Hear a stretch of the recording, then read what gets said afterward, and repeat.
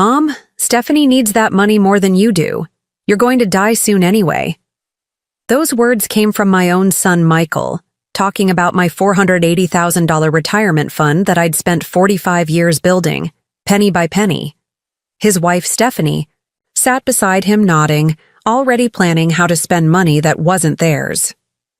That night, I made a phone call that would change everything. 6 months later, Michael was begging me to reconsider, but by then I'd donated every cent to the Riverside Animal Shelter, and they'd named an entire wing after me. Now Stephanie pretends she never wanted my money. Michael acts like he was just looking out for me. But me? I've never been happier, and I've never felt more proud of where my life's work ended up. Before we begin, make sure to like and subscribe, and tell me in the comments. Have you ever had family members act entitled to money you worked decades to save? Share your story below. I turned 70 on a gray Thursday in November, and the only person who remembered was my neighbor, Mrs. Chen, who brought over homemade soup and a small potted orchid. No call from Michael, no card, no acknowledgement that the woman who'd raised him single-handedly had reached another milestone. But that wasn't unusual anymore. Ever since Michael married Stephanie 4 years ago, I'd gradually become invisible in my own son's life. My name is Eleanor Hartwell, and I've lived in the small town of Millfield, Connecticut my entire life. For 45 years, I worked as a registered nurse at Mercy General Hospital, a job that started as a necessity when I became a single mother at 25 and evolved into a calling that defined my entire adult life. Michael's father, David, had been killed in a factory accident when Michael was just 6 months old, leaving me with a mortgage, medical bills, and a baby who depended entirely on me. Those early years were brutal in ways that people who haven't lived them can't truly understand. I worked 12-hour shifts at the hospital, sometimes extending to 14 or 16 hours when we were understaffed, which was most of the time. Mercy General served the entire Millfield area, including 3 smaller towns, and we were chronically understaffed and under-resourced. But the job paid well enough to support us.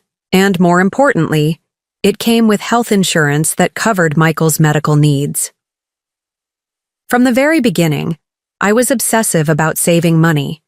Not because I was naturally frugal, but because I was terrified. Terrified of what would happen if I got sick and couldn't work.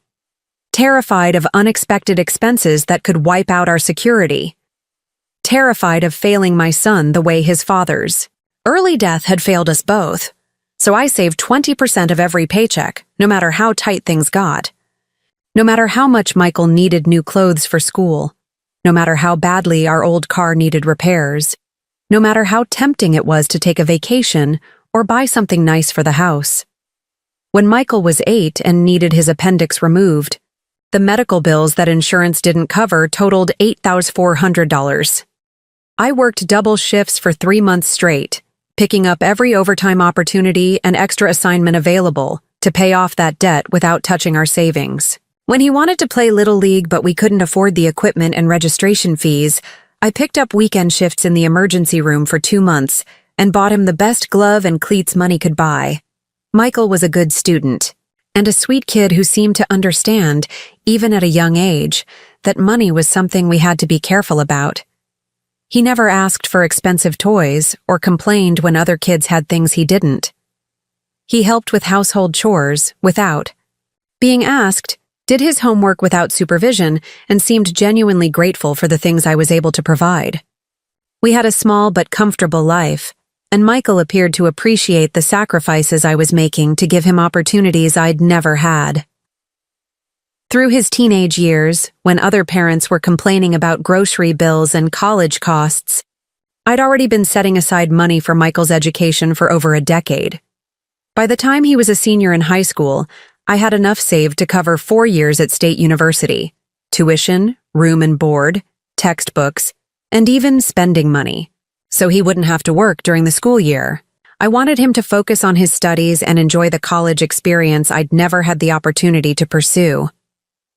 Michael graduated from Millfield High as salutatorian, earned a partial academic scholarship to State University, and seemed genuinely excited about studying marketing and business administration. He called me every Sunday during his freshman year, sharing stories about his classes, his roommates, and his plans for the future. He seemed grateful for the opportunity I'd provided and motivated to make the most of it. During his sophomore year, Michael joined the business club and started talking about internships at advertising firms and marketing companies. He was developing into a confident, articulate young man with clear goals and the work ethic to achieve them. I was proud of him in a way that made all those years of exhaustion and sacrifice feel worthwhile. This was exactly what I'd hoped for. Michael getting opportunities and experiences that would open doors I'd never even known existed. He graduated with a 3.7 GPA and a degree in marketing, and within 2 months had landed a position at Davidson & Associates, a mid-sized advertising firm in downtown Millfield. Starting salary was $52,000 a year, which seemed like a fortune to both of us. Michael found a nice one-bedroom apartment in the Riverside district, bought a reliable used Honda Civic, and seemed to be building the kind of stable, comfortable life I'd always dreamed he'd have. For the first 3 years after college, Michael and I maintained the close relationship we'd always had. He visited every Sunday for dinner, called twice a week just to chat, and included me in most of the major decisions about his life. When he got promoted to account executive and his salary increased to $65,000, he took me out to dinner at the fanciest restaurant in Millfield to celebrate. When he decided to move to a larger apartment, he asked my opinion about neighborhoods and lease terms. I was genuinely happy during those years. Michael was successful and independent, but still valued our relationship.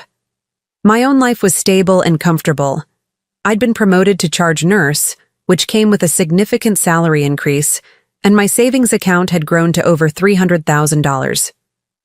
I was able to take my first real vacation in decades, a week-long trip to Florida that Michael helped me plan and insisted on paying for as a Mother's Day gift. Then, in the fall of his 4th year at Davidson & Associates, Michael met Stephanie Walsh. Stephanie was beautiful in the effortless way that some women just are. Tall and slender, with naturally blonde hair that always looked professionally styled, and a wardrobe that suggested either exceptional taste or an exceptional budget. She worked as what she called a lifestyle consultant, which seemed to involve posting photos on social media, organizing charity events for wealthy friends, and providing advice about fashion and home decorating to women who could afford to pay for such services. Michael was completely smitten from their first date. He called me the next morning, something he'd never done after meeting someone new, to tell me about this amazing woman he'd met at a charity fundraiser for the Millfield Arts Council. She was sophisticated, well-connected, interesting to talk to, and apparently interested in him despite having what he described as a much more glamorous life than mine. Their second date was dinner at Chez Laurent, the most expensive restaurant in Millfield. Their third date was a weekend trip to New York City to see a Broadway show. By their 1-month anniversary, Michael was talking about Stephanie with the kind of intensity usually reserved for religious conversions or terminal diagnoses. She was brilliant, cultured, ambitious, beautiful, and completely out of his league, which only seemed to make him more determined to prove himself worthy of her attention.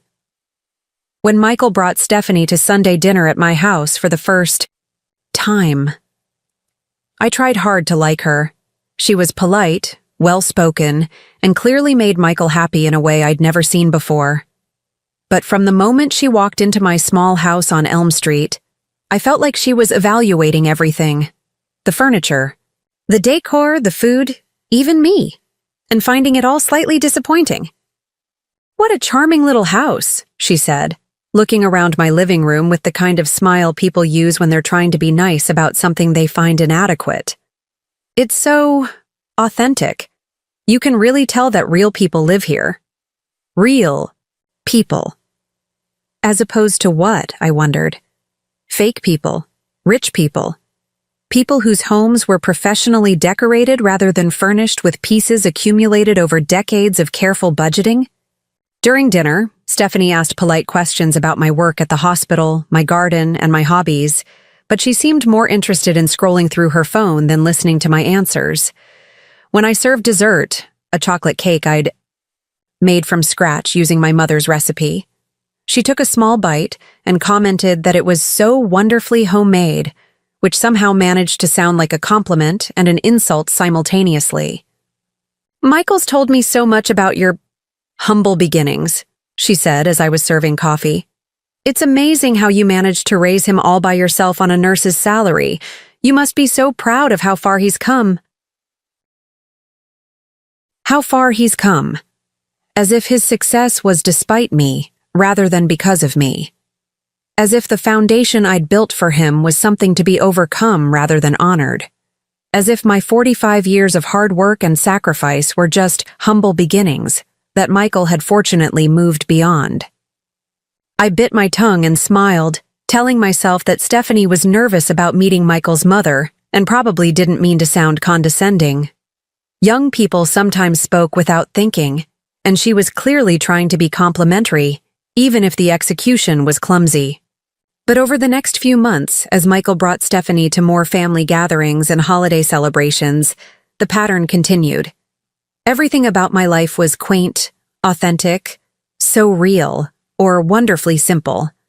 My cooking was home style. My furniture was vintage. My stories about working at the hospital were so inspiring, in the way that people find stories about overcoming poverty inspiring, touching but slightly embarrassing, and definitely something that belonged in the past. When they got engaged after dating for 10 months, I tried to be genuinely excited. Michael was happier than I'd ever seen him, and Stephanie seemed to bring out a confidence and sophistication in him that I hadn't known he possessed. If she made him happy, then I was happy for them, regardless of my personal reservations about her attitude toward me and my lifestyle. The engagement party was held at the Millfield Country Club, which I'd driven past thousands of times but never imagined I'd enter as a guest. Stephanie's parents, Robert and Diana Walsh, owned Walsh Luxury Automotive, a chain of high-end car dealerships throughout Connecticut, and they treated the engagement party like a business networking opportunity as much as a celebration. The guest list included doctors, lawyers, business owners, and other members of Millfield's professional elite, people I'd seen around town but had never socialized with. I felt profoundly out of place in my department store dress among their designer gowns and expensive jewelry, but I was there to celebrate my son's happiness.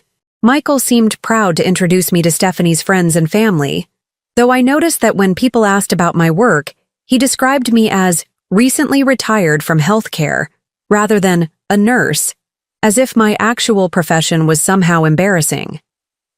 During the party, I overheard Stephanie talking to her bridesmaids about their wedding plans. The venue would be the country club's main ballroom, with a reception for 200 guests, a 10-piece orchestra, flowers flown in from California, and a honeymoon in Tuscany.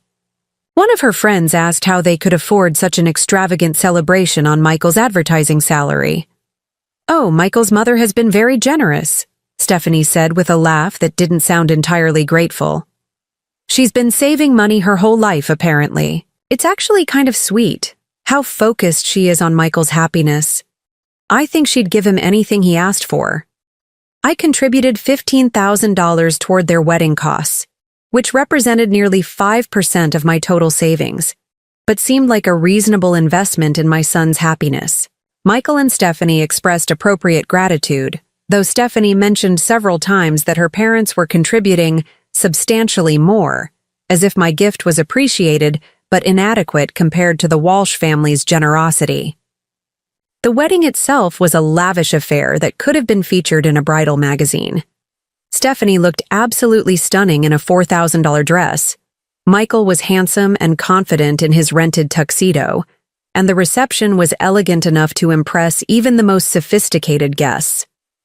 I was genuinely happy for them, despite feeling somewhat peripheral to the celebration. During the reception, I sat at a table with some of Michael's college friends and their wives, most of whom were pleasant and inclusive, but I couldn't help overhearing conversations at nearby tables about vacation homes, private schools, investment portfolios, and other topics that reminded me how different my financial situation was from most of the other guests. These people weren't just comfortable, they were wealthy in ways I'd never imagined being. After the wedding, Michael and Stephanie honeymooned in Tuscany for 2 weeks, staying at villas that cost more per night than I'd ever spent on an entire vacation. They posted photos on social media of wine tastings, cooking classes, guided tours of art museums, and romantic dinners at restaurants where a single meal probably cost more than my weekly grocery budget. I was happy that they were having such wonderful experiences, but I couldn't help wondering how they'd afforded such an extravagant trip. The answer became clear when they returned from their honeymoon, and Michael called to thank me again for my incredible generosity in helping with wedding expenses. Apparently, in addition to my $15,000 contribution, I'd somehow also helped with honeymoon costs, though I didn't remember writing any checks for travel expenses. "Mom, you know that money you've been saving in your account that doesn't earn much interest?" Michael said during our first post-honeymoon conversation. "Well, Stephanie and I were talking, and we realized that if you loaned us some of that money temporarily, we could invest it in some opportunities that would earn much better returns and then pay you back the principal plus a share of the profits." I was confused. "What kind of opportunities?" "Nothing risky," Michael assured me quickly. "Stephanie has some connections in real estate and business investments through her family. Safe stuff, but with much better returns than you're getting in savings accounts. We're talking about maybe borrowing $20,000 or $30,000 for 6 months, earning 10 or 15% returns, and then paying you back the original amount plus half the profits." It sounded reasonable in theory, and I wanted to help Michael and Stephanie get established financially. But something about the conversation felt off. The timing, coming immediately after an expensive honeymoon, and the vague references to connections and opportunities that were never clearly explained. "Let me think about it," I said, which seemed to disappoint Michael more than I'd expected. "Mom, these kinds of opportunities don't wait around forever," he said with a note of urgency that was new in our conversations. "Stephanie's contact says we need to commit within the next few days, or the deal goes to someone else." I ended up declining the investment opportunity, partly because I didn't understand it well enough to feel comfortable, and partly because something in Michael's tone reminded me uncomfortably of high-pressure sales tactics I'd encountered from financial scammers who occasionally targeted elderly hospital patients. Michael seemed disappointed, but not angry, and I assumed that would be the end of such requests. I was wrong. The real changes in our relationship started about 6 months after the wedding. Michael, who used to call me twice a week and visit every Sunday, suddenly became busy with work projects and social obligations that I wasn't included in. Our weekly dinners became monthly, then occasional, then rare. When I did see him, he seemed distracted, always checking his phone and cutting visits short because he and Stephanie had dinner plans or charity events or couples weekends with Stephanie's friends. Stephanie was working on transforming their lifestyle, and that transformation required money. Lots of money. They moved from Michael's modest 1-bedroom apartment to a luxury 2-bedroom condo in the newly developed Riverside Towers downtown. The rent was more than double what Michael had been paying, but Stephanie felt it was important for Michael's career advancement to live somewhere that reflected his professional ambitions. They traded Michael's reliable Honda Civic for matching BMW leases, a 3 Series for Michael and an X3 SUV for Stephanie. The monthly payments were more than I'd paid for my entire car, but Stephanie insisted that image was crucial in her consulting business and important for Michael's networking opportunities in advertising. Their social calendar filled with expensive restaurants, weekend trips to Boston and New York, charity galas that required new outfits for every occasion, and dinner parties where they served wine that cost more per bottle than I spent on groceries in a week. Michael seemed to genuinely enjoy this lifestyle, and Stephanie was clearly in her element, but I couldn't understand how they were affording it all on Michael's salary. The answer became clear during one of my increasingly rare visits to their new condo. I was helping Stephanie prepare dinner for a small dinner party, and I accidentally saw credit card statements spread across their kitchen counter. The balances were staggering. $18,000 on one card, $12,000 on another, $8,000 on a third. The high. Minimum monthly payments alone were more than I spent on all my monthly expenses combined. When I gently asked Michael about their debt situation during a private moment, he became defensive in a way that was completely unlike him. "Mom, everyone our age carries credit card debt," he said with an edge to his voice I'd never heard before. "It's just part of building credit and establishing yourself professionally. Stephanie understands this stuff better than you do. She has an MBA in finance, and she knows how to leverage debt strategically." Stephanie had never mentioned having an MBA, and I'd never seen evidence of her using any business education in her work as a lifestyle consultant. But Michael seemed completely convinced that their financial strategy was sophisticated and intentional rather than simply unsustainable. That's when the requests for loans started. The first call came on a Tuesday evening in March, about a year after their wedding. Michael sounded embarrassed but desperate, with the particular combination of shame and urgency that comes from real financial pressure. "Mom, I hate to ask this, but could you lend us $5,000? Stephanie's car needs major transmission work, and we're a little tight this month with the new condo fees and everything. I'll pay you back as soon as my quarterly bonus comes through in June." The transmission story was plausible. Stephanie's BMW was relatively new, but these things happened with any car. $5,000 was a significant amount for me, but not devastating, and Michael had never asked me for money since college. If my son needed help during a temporary financial crunch, then helping him was what you did. I transferred the money that same night, and Michael's gratitude was genuine and profuse. He promised to pay me back with interest as soon as his bonus arrived and assured me that this was a one-time emergency that wouldn't happen again. But Michael's quarterly bonus apparently didn't materialize, or it went to other expenses, because June came and went without any repayment or even mention of the loan. When I gently brought it up during a phone call in July, Michael sounded genuinely surprised that I expected immediate repayment. "Oh, Mom, you know I'm good for it," he said, with a casual confidence that suggested he'd forgotten we were talking about my money rather than his. "Things are just tight right now with summer vacation expenses and some unexpected costs. I'll get it back to you soon." Soon turned into 6 weeks, which turned into another request. "Mom, I'm really sorry to ask." "Again, but we're in another bind," Michael called one Thursday evening in September. "Stephanie's friend Cynthia is getting married in the Bahamas next month, and we already committed to being in the wedding before we realized how expensive the destination wedding costs would be. Could you spot us another $7,000? I promise. We'll figure out a payment plan for everything we owe you." $7,000 for a destination wedding seemed excessive, but Michael explained that Cynthia was one of Stephanie's most important clients, and that declining to attend would damage Stephanie's business relationships. The amount was larger than I was comfortable with, but Michael assured me it was a unique situation that wouldn't be repeated. I transferred the $7,000, bringing their total debt to me to $12,000.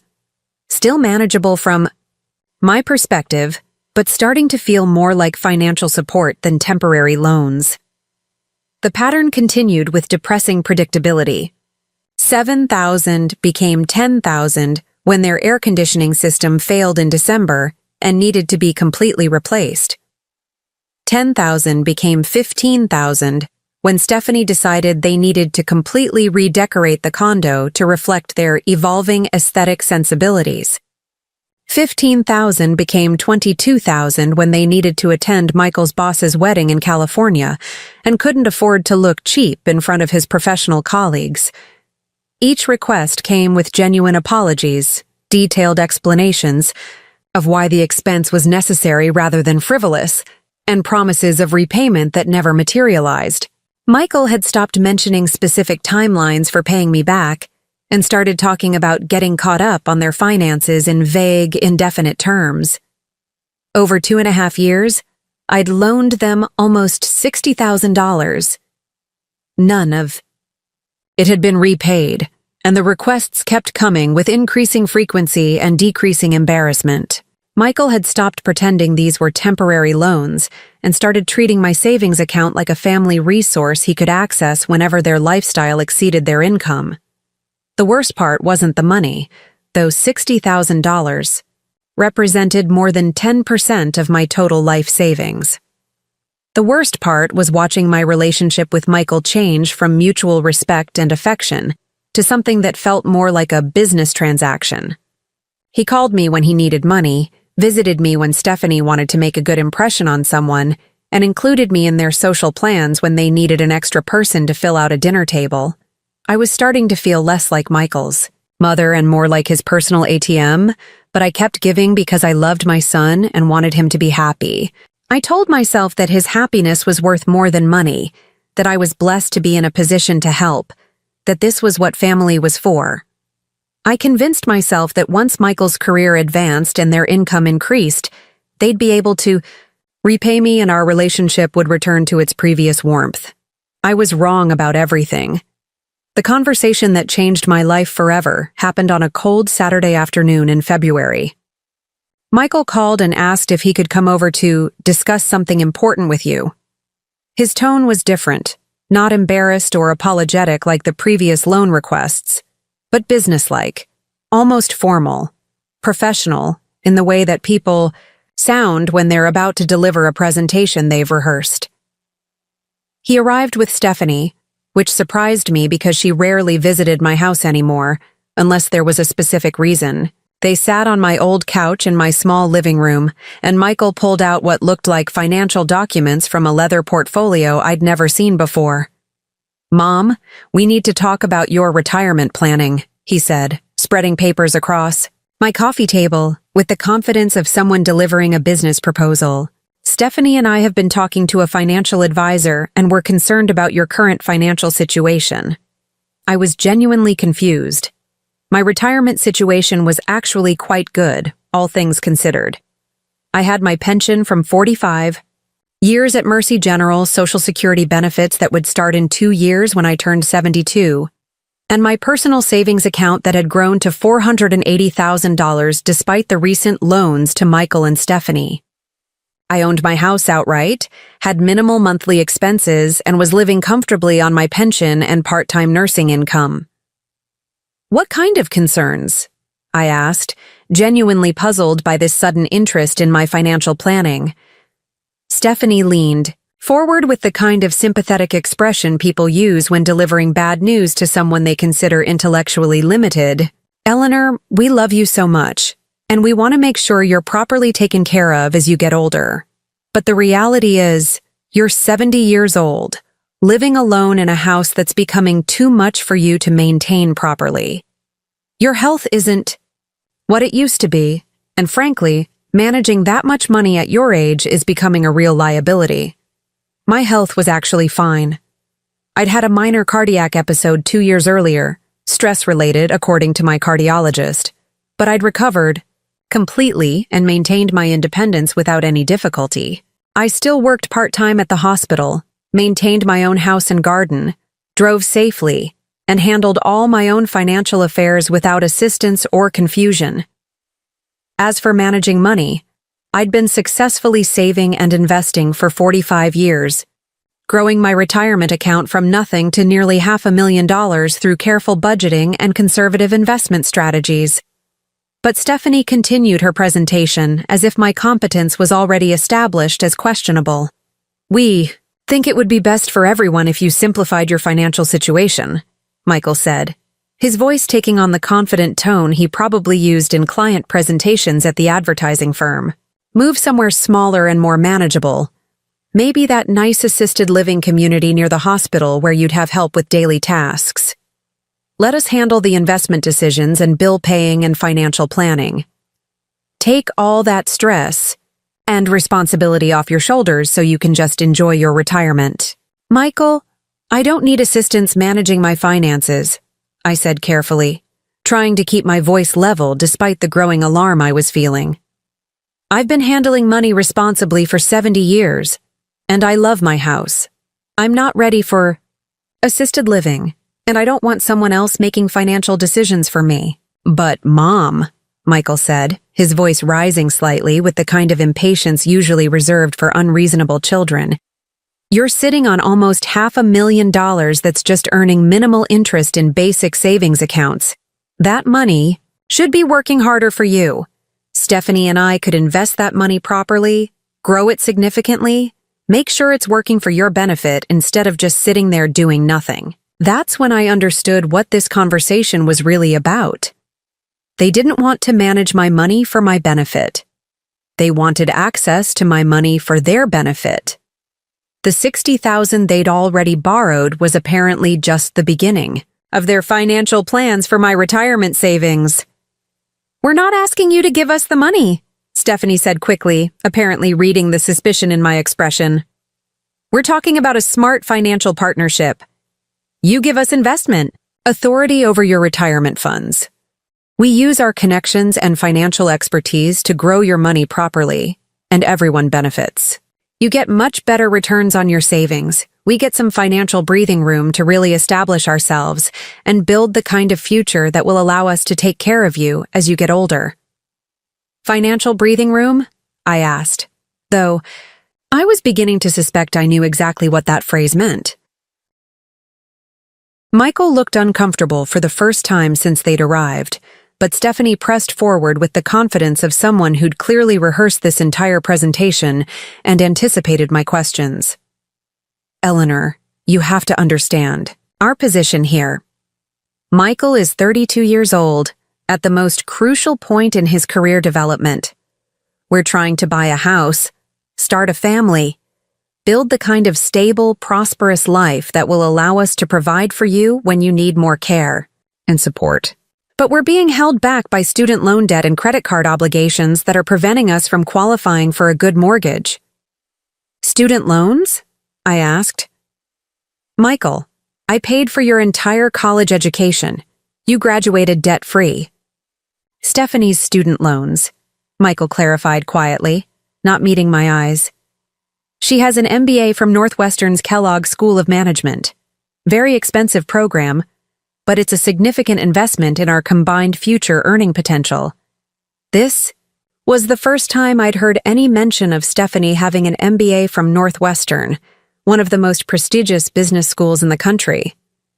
She'd never mentioned this credential during any of our previous conversations about her work or background, and I'd never seen evidence of her using advanced business education in her consulting work. But Michael seemed completely convinced that Stephanie's expensive education justified their current financial situation and their plans for my retirement money. The point is, Stephanie continued, we could use your retirement funds as collateral to consolidate our existing debts and qualify for a mortgage on a really excellent property in a good neighborhood. Real estate is the best possible investment.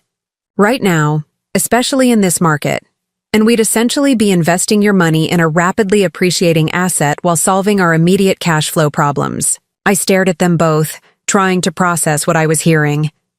They wanted me to risk my entire retirement security so they could buy a more expensive house and pay off debts they'd accumulated funding a lifestyle they couldn't afford on Michael's salary. What if something goes wrong? I asked, my voice steadier than I felt. What if the real estate market drops? Or you can't make the mortgage payments, or the investment doesn't work out the way you expect? What happens to my retirement? Savings, then?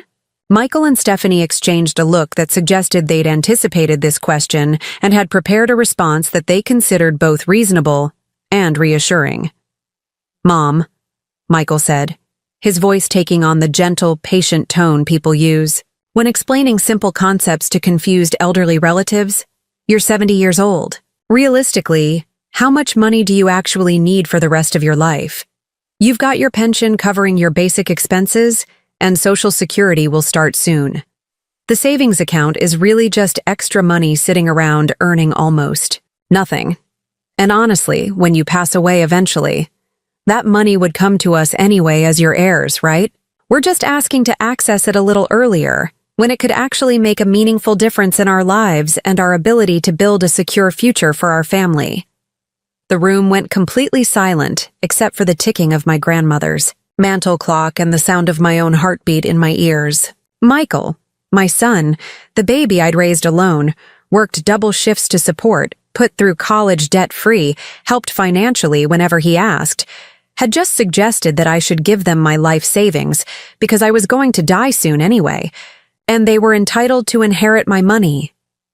I looked at this young man who used to call me every Sunday just to chat, who used to bring me flowers on Mother's Day and handmade cards on my birthday, who used to hug me goodbye after every visit and tell me he loved me.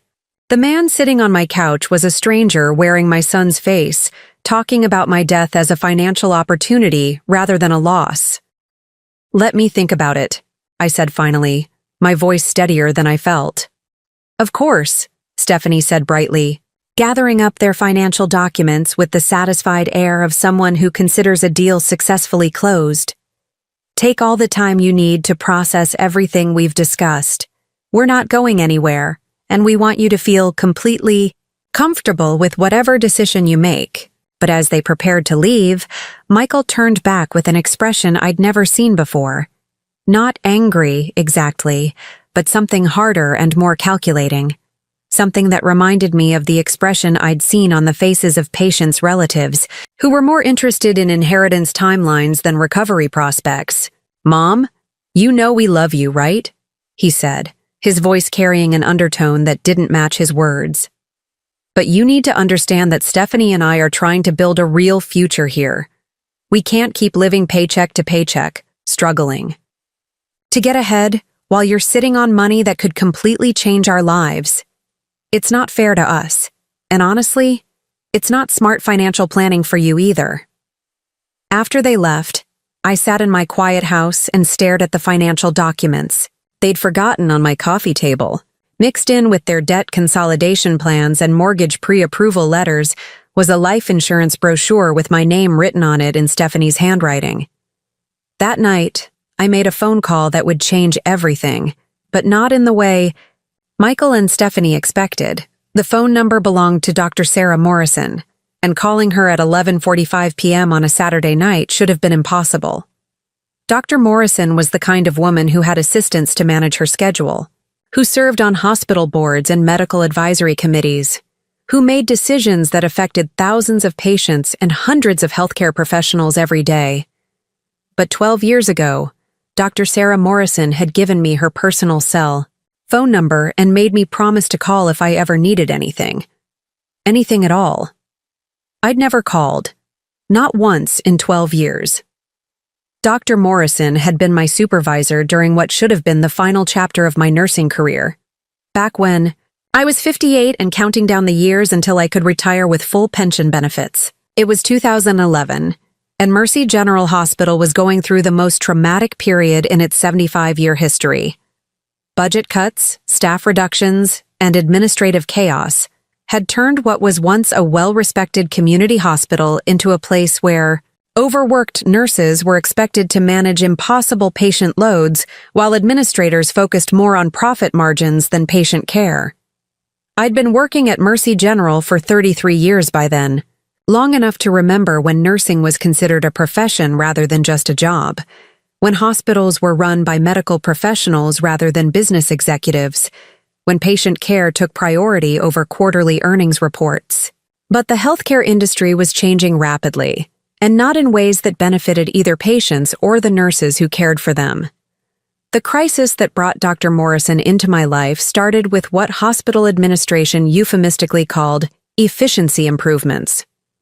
In practical terms, this meant reducing nursing staff by 20% while maintaining the same patient census. Overnight, I went from managing 6 patients per shift to handling 9, sometimes 10 when other units were short-staffed. The pace was unsustainable, the stress was overwhelming, and the quality of patient care was suffering in ways that kept me awake at night. Nurses were quitting faster than they could be replaced, and those of us who remained were burning out at an alarming rate.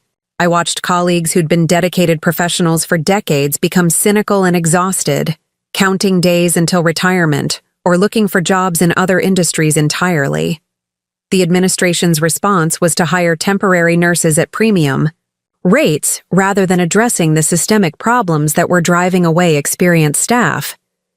That's when Dr. Sarah Morrison arrived at Mercy General as the new chief medical officer, brought in specifically to address the crisis in patient care that was threatening the hospital's accreditation and reputation. Dr. Morrison was 45 years old, a Harvard Medical School graduate who'd built her career at prestigious teaching hospitals, before deciding to focus on healthcare administration and system reform. She had a reputation for being brilliant, demanding, and absolutely uncompromising when it came to patient safety and quality care. Dr. Morrison's first week at Mercy General was legendary among the nursing staff. She spent every shift walking the floors, observing patient care, talking to nurses about their concerns, and documenting the systematic problems that were compromising patient safety. She attended every department meeting, reviewed every policy and procedure, and asked questions that hospital administrators had apparently never considered. On her 7th day, Dr. Morrison called an all-hands meeting with every nurse, doctor, and department head in the hospital. The administration clearly expected her to announce new efficiency measures or cost-cutting initiatives.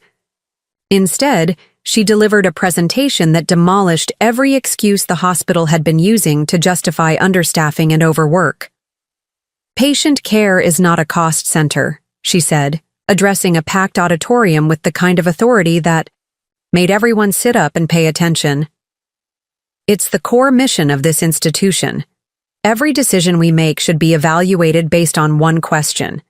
Does this improve patient outcomes? If the answer is no, then we shouldn't be doing it, regardless of the short-term financial implications." Dr. Morrison announced that nursing staff levels would be immediately increased to meet national safety standards, that mandatory overtime would be eliminated except for genuine emergencies, and that patient assignments would be capped at levels that allowed for appropriate care. She also announced that the hospital would be implementing new quality metrics and that department heads would be evaluated based on patient satisfaction scores rather than just budget performance. The changes were dramatic and immediate. Within 2 weeks, Mercy General had hired 12 new nurses and was actively recruiting to fill additional positions. Patient loads dropped to manageable levels, mandatory overtime became rare, and the general atmosphere of crisis and desperation began to lift. Dr. Morrison had somehow convinced the hospital board that investing in nursing staff was not only ethically necessary but financially beneficial in terms of patient outcomes, liability reduction, and staff retention. But the most significant change, from my perspective, was Dr. Morrison's approach to recognizing and utilizing the experience and expertise of senior nursing staff. Rather than treating experienced nurses as expensive liabilities to be managed out, she began consulting with us about policy changes, seeking our input on patient care protocols, and involving us in training programs for new staff. 3 months. After Dr. Morrison's arrival, she asked me to serve as the lead nurse for a new patient advocacy program she was developing. The position involved working directly with families during medical crises, coordinating care between departments, and ensuring that patients' voices were heard in treatment decisions. It was more responsibility than I'd ever been offered, with a significant salary increase and the opportunity to use my decades of experience in ways that could genuinely improve patient outcomes. "Eleanor, you've been providing exceptional patient care for over 3 decades, Dr. Morrison said during our meeting in her office. "You understand this hospital. You know how to work with difficult families, and you have the clinical experience to spot problems before they become crises. I need someone I can trust to help me transform how we approach patient advocacy." The patient advocacy role was unlike anything I'd done before, but it turned out to be the most fulfilling work of my entire career. Instead of managing multiple patients simultaneously, I was able to focus on complex cases that required intensive family communication and care coordination. I worked with families during the most difficult moments of their lives, helping them navigate medical decisions, understand treatment options, and communicate effectively with medical teams. Dr. Morrison and I developed a close working relationship, That went beyond typical supervisor-employee dynamics. She valued my clinical experience and institutional knowledge, seeking my advice about policy changes and system improvements. I provided her with insights about how proposed changes would affect frontline nursing staff and patient care quality. Together, we developed protocols and procedures that improved patient outcomes while making nurses' jobs more manageable and sustainable. Over the 18 months I worked in patient advocacy, Dr. Morrison taught me skills that went far beyond medical care. She showed me how to analyze complex systems, how to identify root causes of problems rather than just treating symptoms, and how to present data and recommendations in ways that convinced administrators to support necessary changes. She involved me in budget planning, quality improvement initiatives, and strategic planning processes that I'd never had access to as a floor nurse.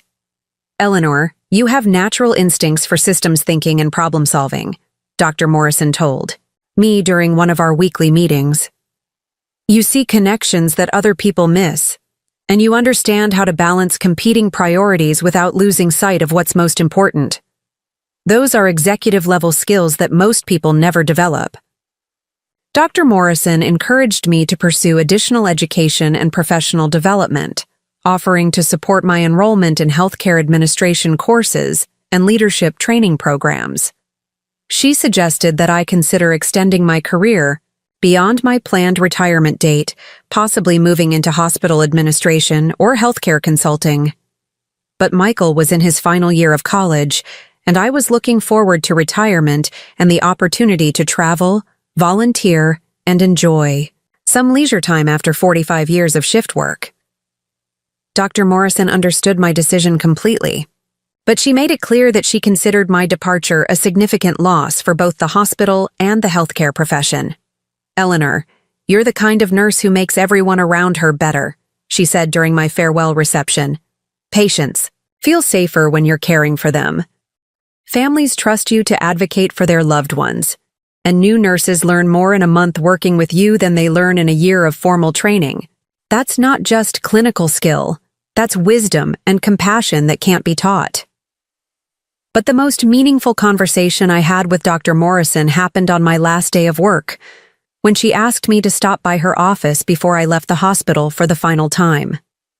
She handed me an envelope containing a letter of recommendation that was far more generous than I'd expected, along with contact information for several healthcare organizations that might be interested in consulting work if I ever wanted to return to the profession part-time. Eleanor, I want you to know that the work you've done here has made a lasting impact, she said, her voice carrying the kind of sincerity that made it clear she wasn't just offering polite farewell remarks. The patient advocacy program you helped develop has become a model for other hospitals in our system.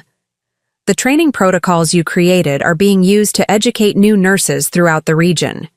You've influenced patient care in ways that will continue long after you're gone. She paused, looking at me with an expression I couldn't quite interpret. There's something else I want to tell you, something that goes beyond your professional contributions. Watching you navigate your son's college years while maintaining your commitment to excellent patient care has been remarkable. The way you balanced personal sacrifice with professional responsibility, the way you supported Michael's education without compromising your own financial security, that takes wisdom and strength that most people never develop. I was surprised that Dr. Morrison knew about my personal situation, though I realized that during our 18 months of working closely together, I'd probably shared more about my life circumstances than I'd intended. I've seen a lot of healthcare professionals struggle with family financial pressures, she continued. I've watched good nurses make poor decisions because they felt pressured to help adult children who hadn't learned to manage money responsibly. I've seen people compromise their own retirement security to enable family members who mistook generosity for obligation. Dr. Morrison handed me her business card with her personal cell phone number handwritten on the back. Eleanor, if you ever find yourself in a situation where your financial security or personal well-being is being threatened by family pressures, I want you to call me. Day or night, doesn't matter. I've learned things about protecting yourself and your assets that I wish someone had taught me when I was younger. You've given so much to your family and your profession. Don't let anyone take advantage of your generosity or make you feel guilty for protecting what you've earned. I thanked Dr. Morrison for her kindness and assured her that I couldn't imagine ever needing such help. Michael was graduating college debt-free thanks to my planning. He had good career prospects, and our relationship was built on mutual respect and affection. I was confident that my retirement years would be comfortable and that Michael would continue to be a source of pride and companionship. Dr. Morrison smiled, but her expression suggested she hoped I was right, while suspecting I might be naive. I hope you never need to make that call, Eleanor, but if you do, please don't hesitate. Some situations require resources and strategies that good people don't naturally know how to access. There's no shame in asking for help when you need it. Over the 12 years since my retirement, Dr. Morrison and I had maintained contact through holiday cards and occasional emails. She'd been promoted to Regional Chief Medical Officer, overseeing patient care at 15 hospitals throughout Connecticut and Massachusetts. Her Christmas cards included updates about her own life, marriage to a fellow physician, adoption of 2 children from foster care, completion of an MBA in healthcare administration, and always included a note asking about my retirement and Michael's progress. I'd updated her about Michael's graduation, his job at Davidson & Associates, his engagement and wedding, and his apparent success in building an independent adult life. Dr. Morrison's responses were always warm and congratulatory, though I noticed that she occasionally included subtle questions about my own financial security and whether I was taking proper care of yourself during these family transitions. Last Christmas, her card had included a more direct message. Eleanor, I hope you're protecting your retirement security and not allowing family pressures to compromise your own well-being. Adult children sometimes develop unrealistic expectations about parental support, especially when parents have been as generous and self-sacrificing as you've always been. Please remember that maintaining appropriate boundaries is not selfish. It's necessary for everyone's long-term well-being. At the time, I'd thought Dr. Morrison was being overly cautious. Michael's requests for financial help had seemed reasonable and temporary, and I'd been confident that our family relationship was strong enough to handle minor financial stresses without lasting damage. Now, sitting in my kitchen at nearly midnight with my cheeks still stinging from the implications of Michael's words about my approaching death, I understood that Dr. Morrison had seen something I'd been too emotionally invested to recognize. She'd understood that my generosity and devotion to Michael's happiness might eventually be exploited by people who mistook love for weakness. My hands shook slightly as I dialed Dr. Morrison's personal number. The phone rang twice before her. Familiar voice answered, alert and concerned despite the late hour. Eleanor, is that you? Are you all right? The immediate recognition and genuine concern in her voice almost broke my composure entirely. Dr. Sarah Morrison, who probably received dozens of calls every day from hospital administrators, medical colleagues, and family members, had recognized my voice instantly, and her first thought was for my well-being. Hello, Sarah, I managed, my voice steadier than I felt. I'm sorry to call so late, but you said to call if I ever needed help with family financial pressures.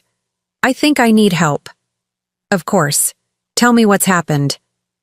Over the next 30 minutes, I told Dr. Morrison everything.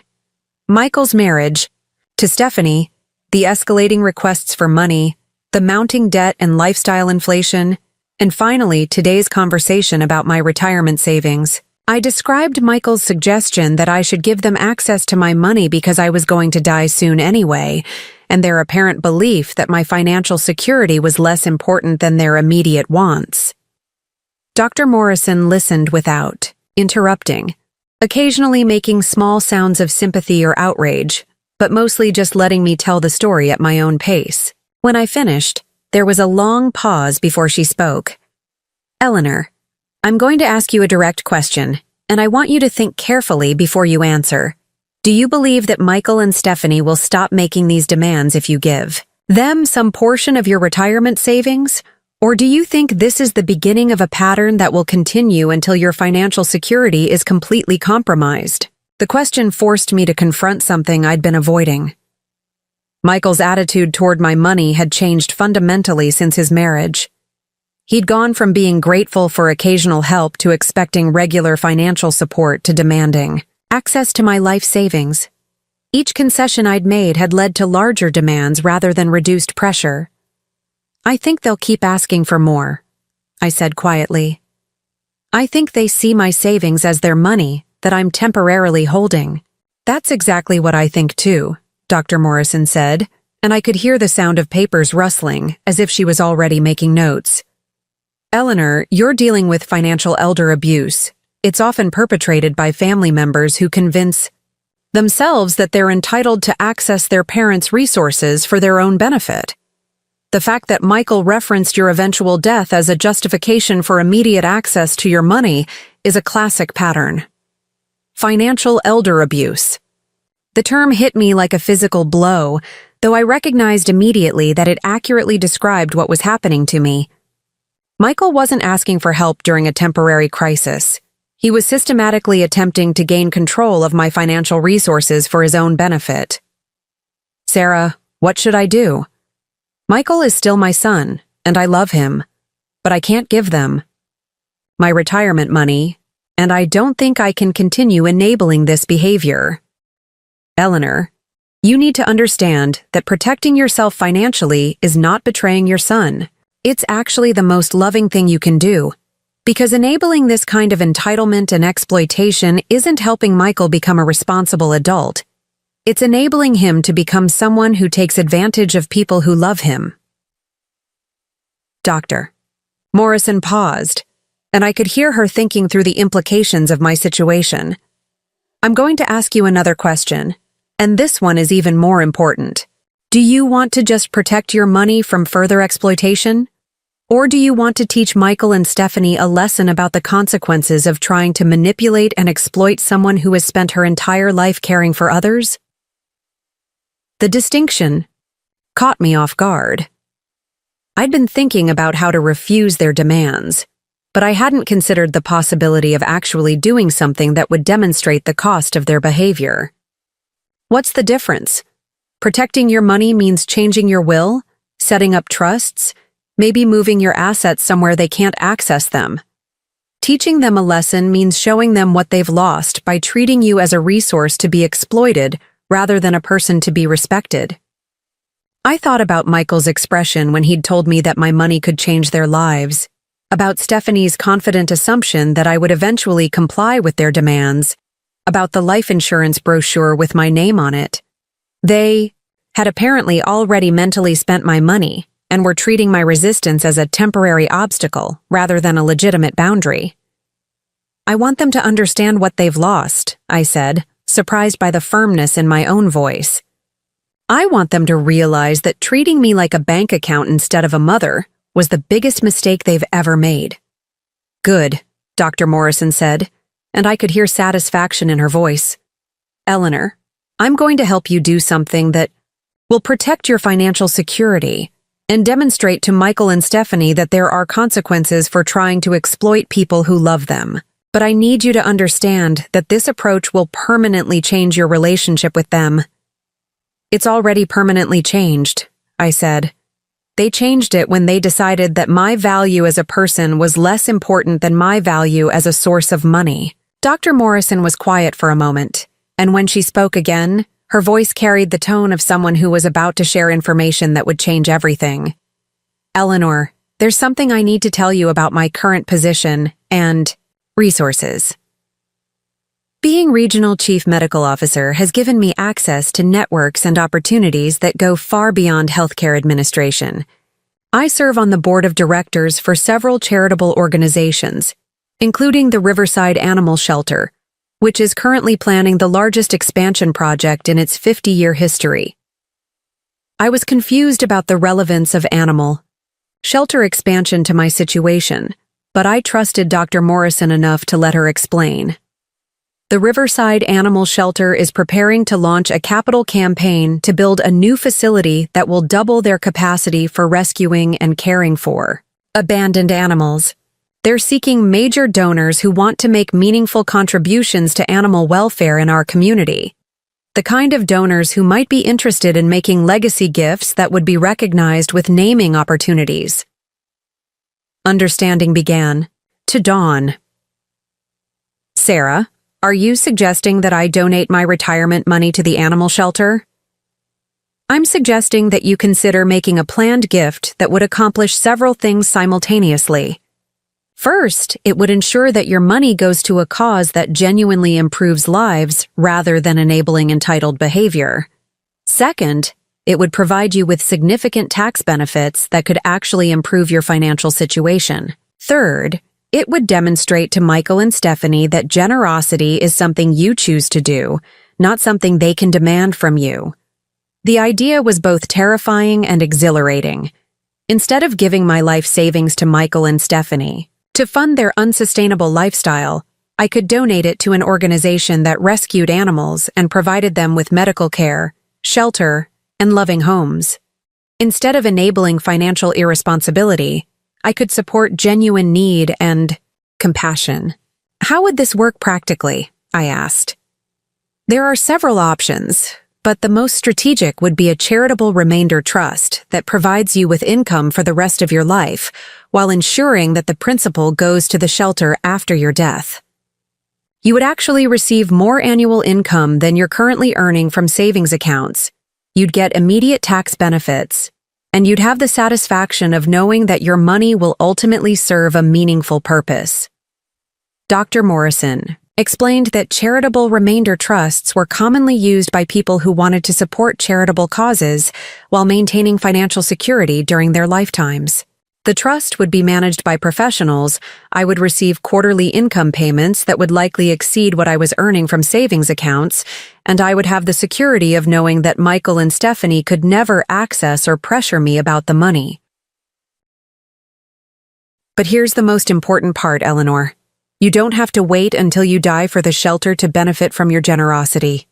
You could make an immediate gift that would allow them to name a significant portion of their new facility in your honor, the Eleanor Hartwell Memorial Wing, for instance, or the Eleanor Hartwell Veterinary Care Center. The idea of having a building named after me was overwhelming, but the thought of being remembered for helping animals rather than enabling ungrateful family members was deeply appealing. There's another aspect of this that I think you'll appreciate, Dr. Morrison continued. The shelter's board of directors includes several prominent members of Millfield's business and social community. People who know Michael and Stephanie, people who attend the same charity events and social gatherings. When the new facility opens and your contribution is recognized, it will be very public knowledge that you chose to donate your money to help animals rather than support your son's lifestyle demands. I hadn't considered the social implications, but Dr. Morrison was right. Michael and Stephanie moved in circles where charitable giving was both socially expected and publicly recognized. Their friends and professional colleagues would know that I'd chosen to donate nearly $500,000 to animal welfare while Michael and Stephanie struggled with debt and lifestyle maintenance. Sarah, this sounds too good to be true. What's the catch? The only catch is that you have to be absolutely certain about your decision, because once you establish the charitable trust, Michael and Stephanie won't be able to pressure you about the money anymore. It will be legally committed to the shelter, and you'll have no ability to change your mind if Michael apologizes or promises to behave differently. That wasn't a catch. It was a feature. The biggest weakness in my relationship with Michael had been my inability to maintain boundaries. When he applied emotional pressure, knowing that the money was legally protected from his manipulation would actually be liberating. There's one more thing, Eleanor. I serve on the shelter's board of directors, which means I can facilitate this process and ensure that your contribution receives the recognition it deserves. But it also means that I'll be personally involved in making sure that your story, the story of a generous woman who chose to help animals instead of enabling entitled family members, becomes well known in our community. Are you saying that people will know why I chose to donate to the shelter instead of giving the money to Michael? I'm saying that people will draw their own conclusions when they learn that a devoted mother and retired nurse chose to give nearly $500,000 to help abandoned animals, while her son and daughter-in-law struggled with debt from trying to maintain a lifestyle they couldn't afford. The implications were staggering. Michael and Stephanie would not only lose access to my money, they would face social consequences for their behavior. Their friends and colleagues would understand that they had tried to exploit a 70-year-old woman who chose to help animals rather than enable their financial irresponsibility. Sarah, how quickly could this be arranged?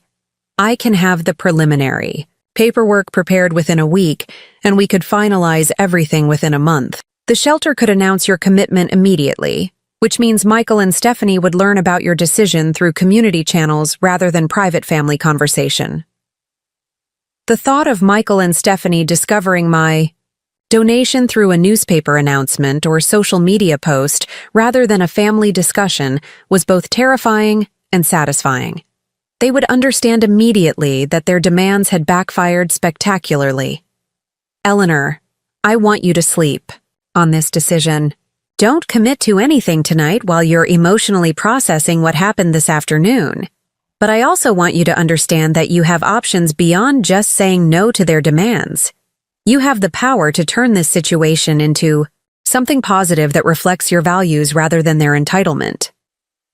After we hung up, I sat in my kitchen until dawn, thinking about the choice Dr. Morrison had presented.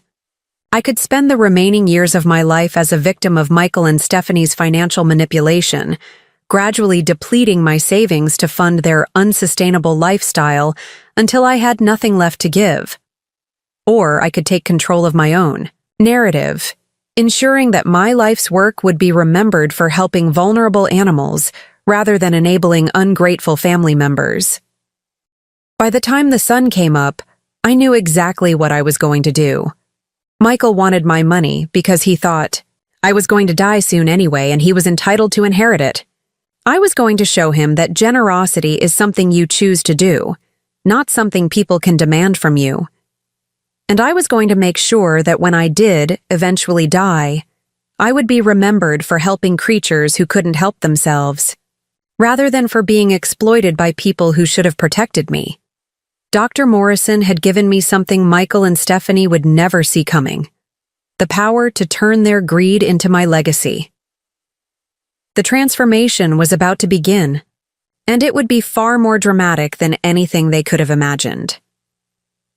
Monday morning arrived with the kind of crisp March air that made everything feel possible. I stood in front of my bedroom mirror at 6:30 a.m., choosing my outfit for what would be the most important day of my 70 years. Gone was the defeated grandmother who'd sat in her kitchen Saturday night, processing her son's casual cruelty. The woman looking back at me had purpose, determination, and a plan that would change everything. Dr. Morrison had called Sunday evening to confirm our 10 a.m. meeting and to let me know she'd already contacted the shelter's executive director and the law firm that handled their major gift planning. Eleanor, I want you to know that everyone involved in this process understands the sensitivity of your situation. You'll be working with professionals who specialize in protecting donors from family pressure while ensuring their charitable intentions are properly executed.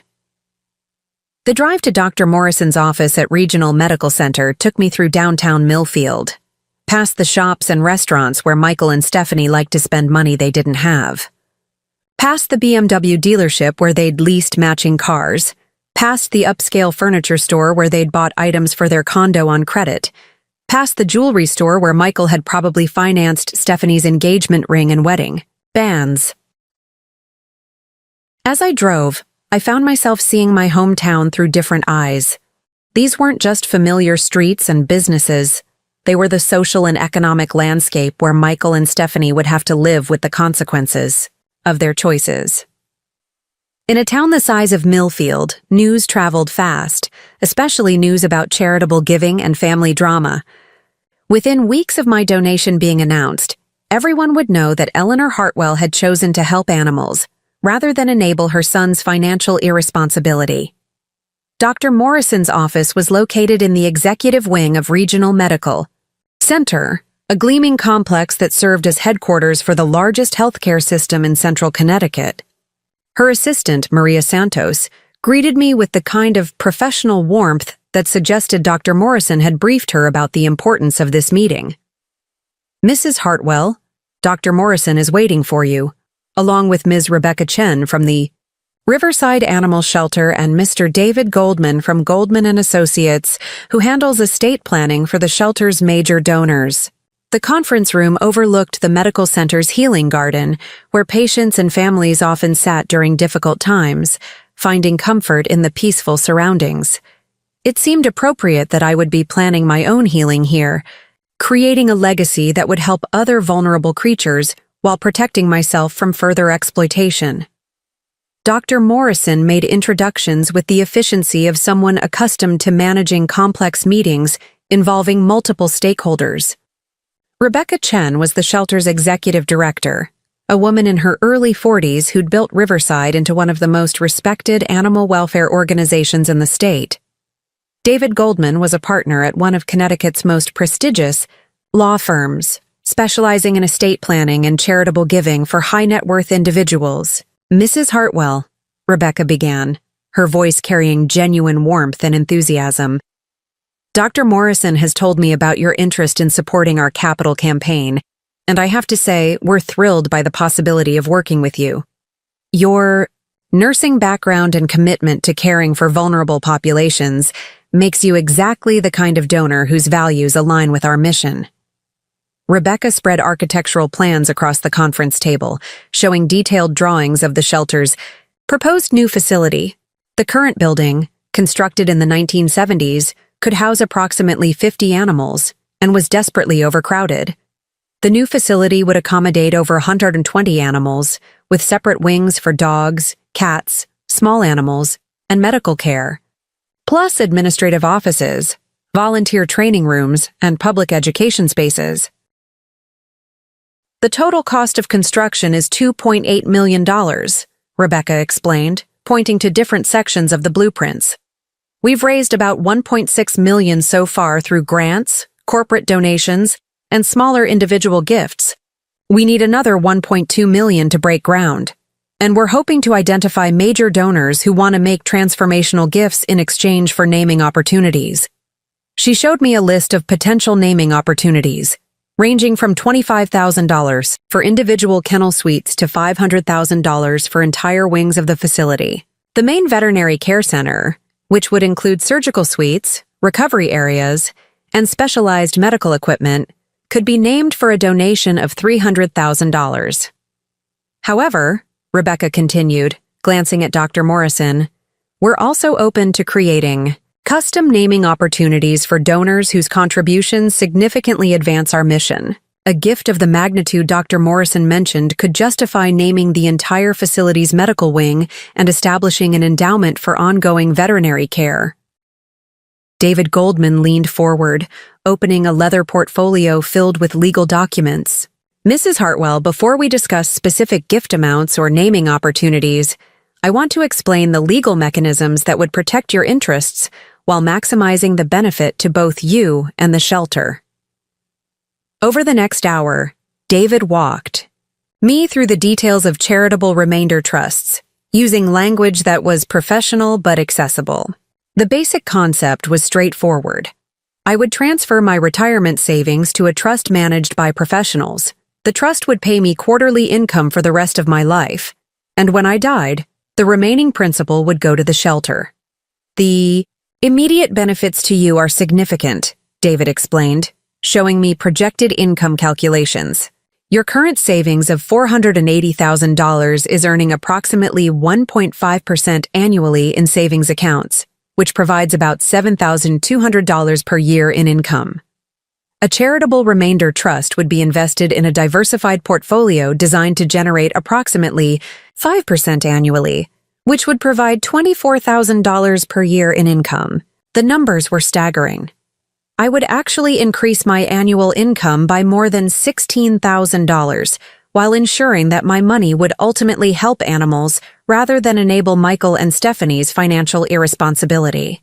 "Additionally," David continued, "you'll receive an immediate tax deduction of approximately $180,000, which could be used over several years to reduce your tax burden significantly. The combination of increased income and reduced taxes could improve your financial situation by $25,000 to $30,000 annually. Dr. Morrison had been right. This arrangement would actually make me financially better off while protecting my money from family manipulation. I would have more income, lower taxes, and the security of knowing that Michael and Stephanie could never pressure me about my savings again.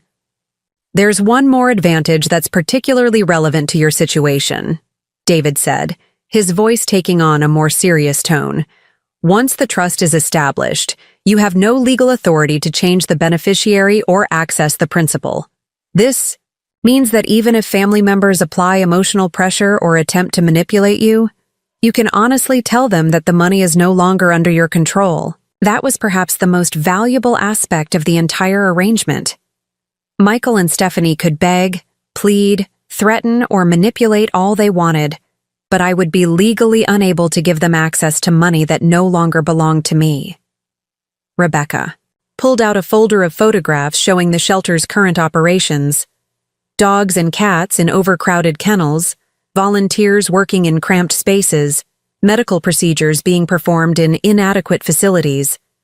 Mrs. Hartwell, I want you to understand the impact your gift would have. Right now, we have to turn away dozens of animals every month because we simply don't have space. We have to euthanize animals that could be saved if we had better medical facilities. We can't provide the kind of rehabilitation and training programs that would help more animals find permanent homes. She showed me before and after photos of animals the shelter had rescued and rehabilitated. A dog named Charlie, who'd been found with severe injuries and was now thriving in a loving home.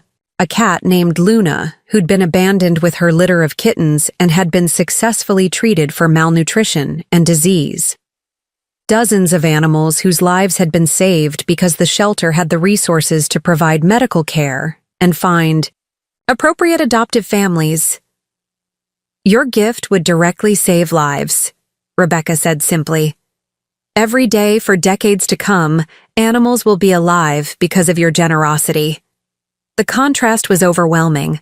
I could give my money to Michael and Stephanie, who would spend it on luxury cars, expensive vacations, and lifestyle upgrades they couldn't afford. Or I could give it to the shelter, where it would literally save the lives of abandoned and abused animals who had no other hope. I want to do this, I said, my voice steadier than I'd expected. I want to establish the charitable trust and donate my retirement savings to the shelter. Dr. Morrison smiled with obvious satisfaction, but David Goldman looked concerned. Mrs. Hartwell, I appreciate your enthusiasm, but I need to make sure you're making this decision for the right reasons. Charitable giving should be motivated by genuine desire to support a cause you care about, not by anger or frustration with family members. Mr. Goldman, I've been thinking about this for 36 hours, I said, looking directly at him. Yes, I'm angry about my son's behavior, but I'm not making this decision out of spite. I'm making it because I finally understand what my priorities should be. I'd rather help vulnerable animals than enable entitled adults. I'd rather be remembered for generosity than for being someone's financial victim. Rebecca leaned forward with obvious excitement. Mrs. Hartwell, if you're genuinely committed to this gift, I'd like to propose something special. Rather than just naming the veterinary wing after you, what if we named the entire new facility the Eleanor Hartwell Animal Care Center? Your gift would be the cornerstone contribution that makes the whole project possible. The Eleanor Hartwell Animal Care Center. My name on a building that would save thousands of animal lives over the coming decades. A legacy that would be remembered long after Michael and Stephanie's financial problems were forgotten. There's something else to consider, Dr. Morrison added. The shelter's capital campaign announcement is scheduled for next month, including a major fundraising gala where they'll recognize founding donors and reveal naming opportunities. If you're ready to commit, your gift could be announced as the lead contribution that put the campaign over the top. What kind of announcement? I asked. Rebecca pulled out a glossy brochure showing plans for the capital campaign launch event. We're hosting a gala dinner at the Millfield Country Club with about 300 attendees, including major donors, community leaders, business owners, and prominent families. The evening will include dinner, silent auction, and a presentation about the new facility. Major donors will be recognized during the program and will unveil renderings of the building showing naming opportunities. The Millfield Country Club, where Michael and Stephanie attended charity events, where Stephanie networked with potential clients, where they tried to maintain their image as successful young professionals. An announcement of my donation at the Country Club would ensure that everyone in their social circle learned about my charitable giving at the same time. The local newspaper always covers our major events, Rebecca continued, and we typically send press releases to regional media. When we announce significant gifts, a donation of this magnitude would likely generate coverage beyond just Millfield. I thought about Michael and Stephanie learning about my donation through a newspaper article or social media post. The shock of realizing that the money they'd demanded was now committed to helping animals. The embarrassment of having their friends and colleagues understand why I'd chosen animals over my own son. When would the announcement be made? I asked. If we can finalize the legal arrangements within the next 2 weeks, David said, we could announce your commitment at the gala on April 15th. That would give us time to update all the promotional materials and prepare appropriate recognition for your contribution. April 15th was exactly 6 weeks away. 6 weeks to complete the legal arrangements, establish the charitable trust, and prepare for the most public moment of my entire life. 6 weeks before Michael and Stephanie would learn that their financial demands had backfired in the most dramatic way possible. I want to proceed, I said, looking around the table at these 3 people who were helping me transform my worst day into something meaningful. I want to establish the charitable remainder, trust, donate my retirement savings, and have the announcement made at the gala. David Goldman opened his briefcase and pulled out a thick folder of legal documents. Mrs. Hartwell, I'll need several items from you to begin the process. Bank statements showing your current savings balances, contact information for your financial advisors, and details about any existing estate planning documents that might need to be updated. Over the next 2 hours, we worked through the practical details of establishing the trust and transferring my assets. David would coordinate with my bank to arrange the asset transfer. Rebecca would work with the shelter's architects to update building plans showing the Eleanor Hartwell Animal Care Center, and Dr. Morrison would handle communication with the shelter's board of directors about the significance of my gift. Mrs. Hartwell, David said as we prepared to conclude the meeting, I want to make sure you understand the finality of this decision. Once the trust is established and the assets are transferred, you cannot change your mind. Even if Michael apologizes or promises to change his behavior, you will not be able to access this money for any purpose other than your own income payments. That's exactly what I want, I said. I want the money to be legally protected from any future manipulation or pressure. Rebecca handed me a folder containing shelter newsletters, annual reports, and photographs of animals they'd rescued and rehabilitated. Mrs. Hartwell, I'd like you to take these home and read about our work. I want you to feel completely confident that your money will be used effectively to help animals and serve our community. As I prepared to leave, Dr. Morrison walked me to the elevator with an expression that mixed satisfaction and concern. Eleanor, are you absolutely certain about this decision? Once we announce your gift publicly, there will be no way to undo the family consequences. Sarah, my family changed when Michael and Stephanie decided that my value as a person was less important than my value as a source of money. I'm not destroying our relationship. I'm just refusing to participate in my own exploitation. Dr. Morrison nodded approvingly. Eleanor, I think you're about to discover that standing up for yourself feels much better than being taken advantage of. And I think Michael and Stephanie are about to learn that there are consequences for treating generous people as resources to be exploited. The drive home took me past Michael and Stephanie's condo building, a gleaming tower of glass and steel that probably cost more per month than many families' entire housing budgets. I wondered what they were doing today.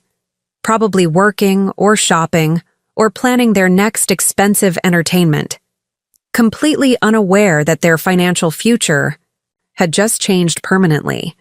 They had demanded my retirement savings because they thought I was powerless to refuse them. They were about to learn that I was powerful enough to ensure that my money would help creatures who genuinely needed it, rather than enable adults who mistook wants for needs.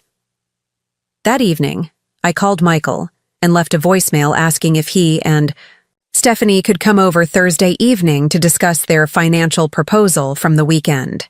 I kept my voice neutral and businesslike, giving no indication of what I'd decided or what I'd been planning. "I've been thinking about everything you discussed," I said into the phone, "and I'd like to share my decision with both of you in person. Thursday around 7 o'clock would work well for me."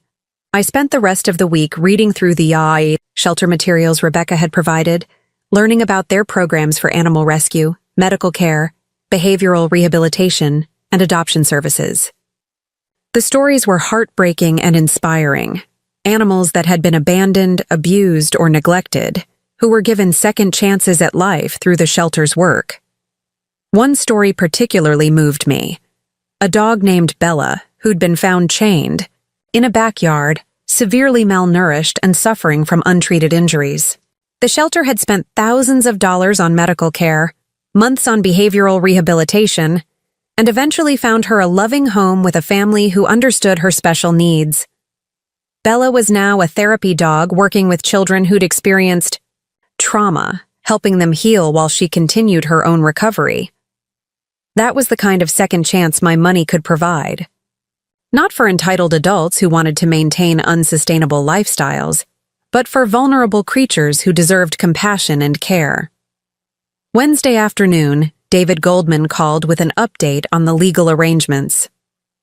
"Mrs. Hartwell, I've reviewed your financial documents and coordinated with your bank about the asset transfer process. Everything looks straightforward, and we should be able to complete the trust establishment by early next week." "What about the tax implications?"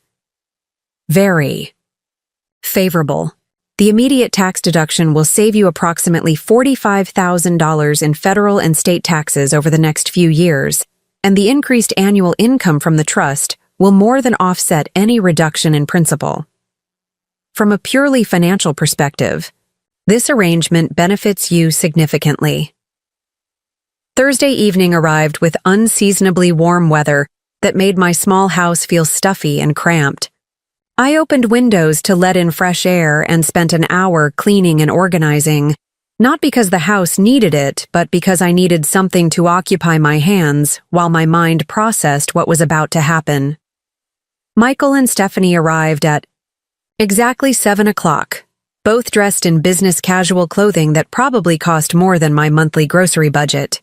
They looked confident and expectant, clearly anticipating that I would agree to some version of their proposal for accessing my retirement savings. "Mom, you look good," Michael said, giving me a perfunctory hug that felt more obligatory than affectionate. "You seem more relaxed than you were Saturday. I hope that means you've been able to think through our conversation rationally." Rationally. As if their demand for my life savings was the rational position, and my resistance was emotional confusion. Stephanie settled herself on my couch with the satisfied air of someone who considered the outcome already decided.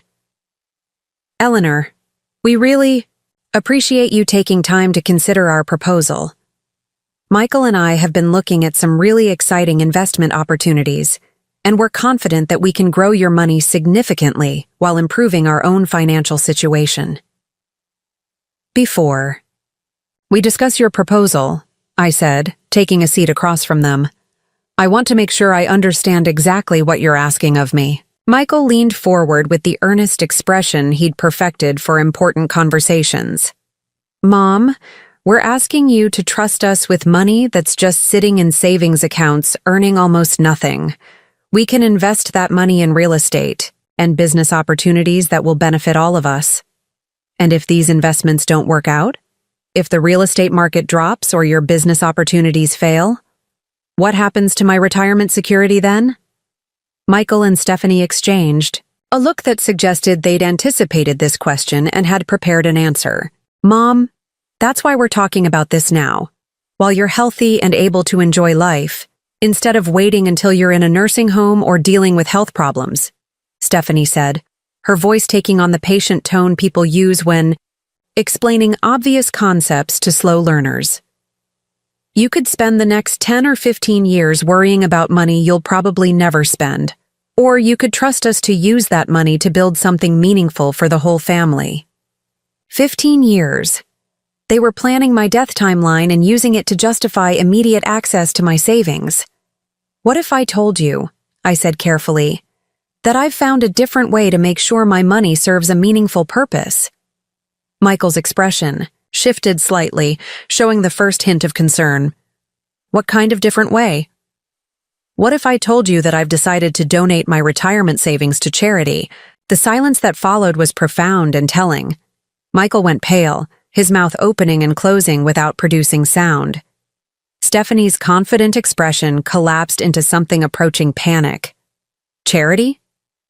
Stephanie's voice was sharp with disbelief. Eleanor, you can't be serious. You're talking about giving away nearly $500,000 to strangers instead of helping your own family? Not strangers, I said calmly. Animals. Abandoned and abused animals who need medical care and loving homes? Michael found his voice, though it came out higher and more strained than usual. Mom, you can't give away your entire retirement savings. What if you need that money for medical care or nursing home costs? What if there's an emergency? The charity has arranged for me to receive more annual income from the donation than I currently earn from savings accounts. My financial situation will actually improve. Stephanie leaned forward, her voice taking on a desperate edge. Eleanor, this is obviously some kind of scam. Charities don't pay people more money than they donate.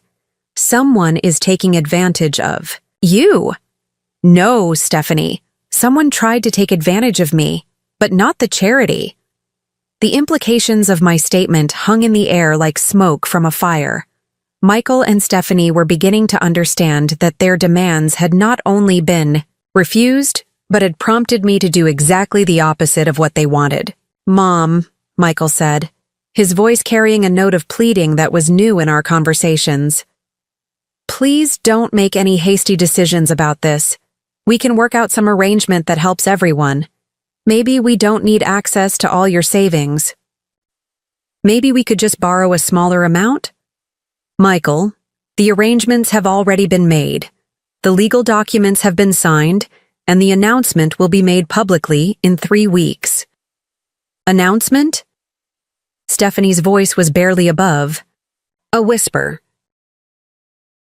The Riverside Animal Shelter will be announcing my donation at their Capital Campaign Gala. The new facility will be named the Eleanor Hartwell Animal Care Center in recognition of my contribution.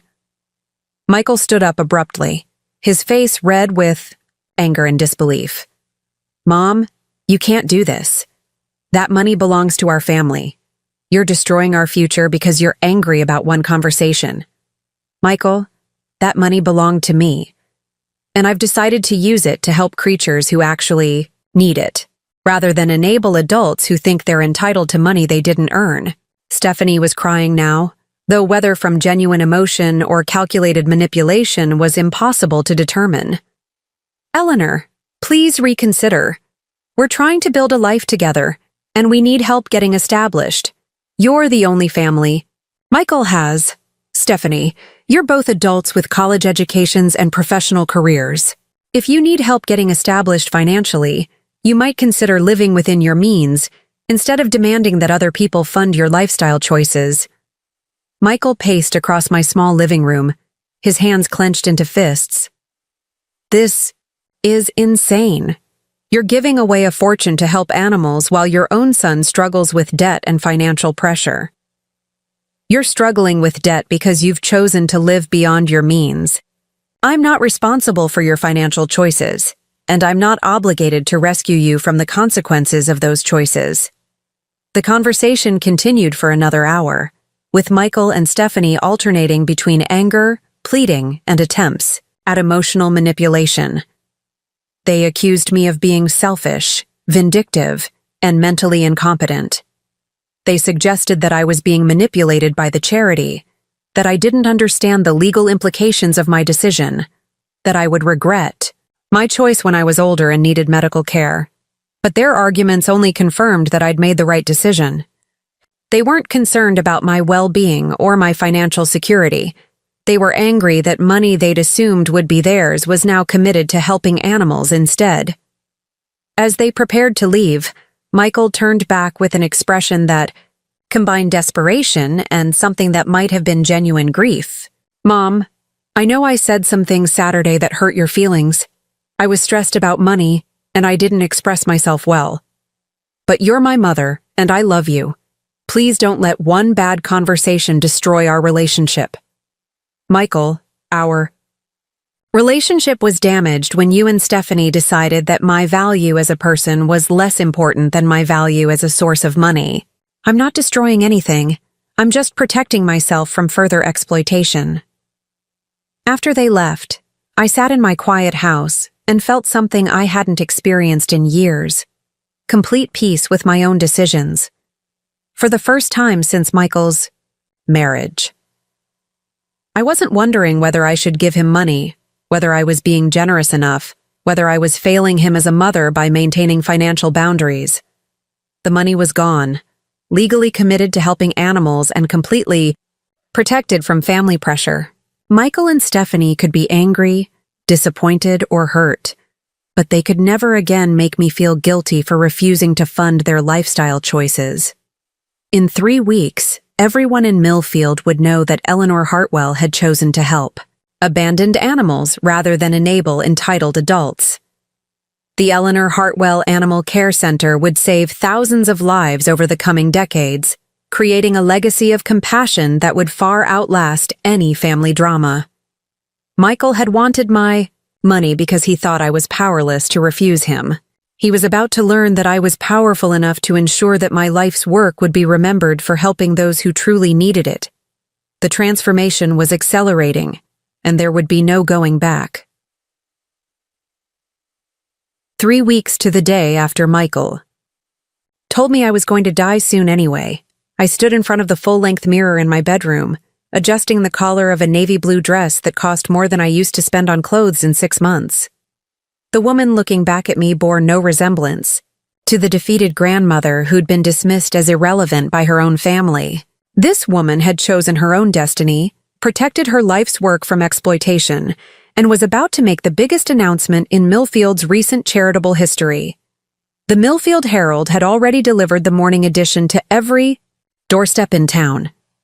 The front page featured a preview article about the Riverside Animal Shelter's Capital Campaign Gala, with a prominent mention that several major donors are expected to be recognized for transformational gifts that will make the new facility possible.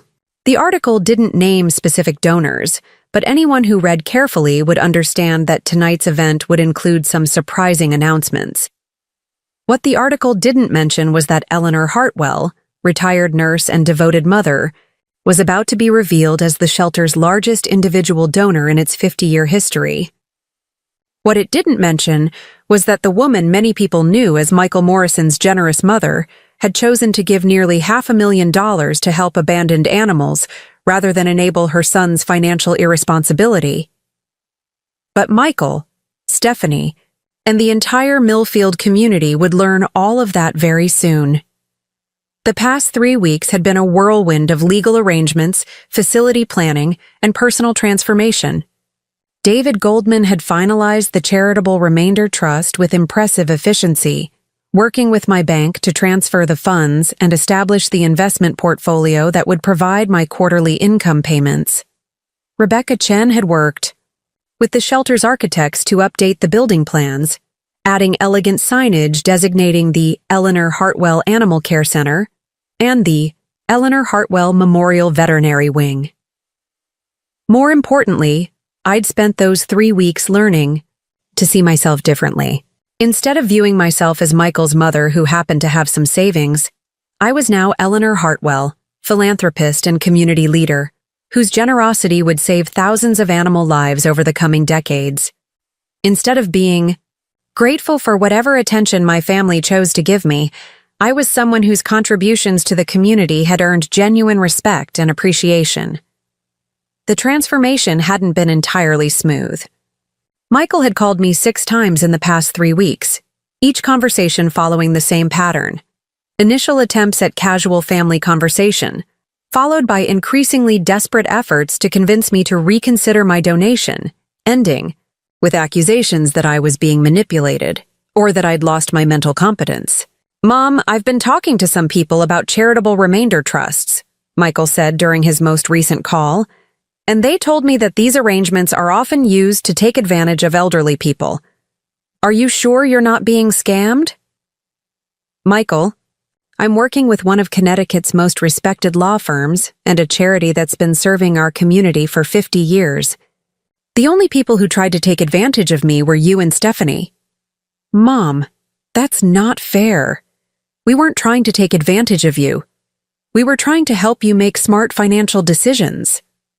"Smart financial decisions? Michael, you wanted me to risk my entire retirement security so you could buy a more expensive house and pay off credit card debt you accumulated living beyond your means. How is that smart for me?"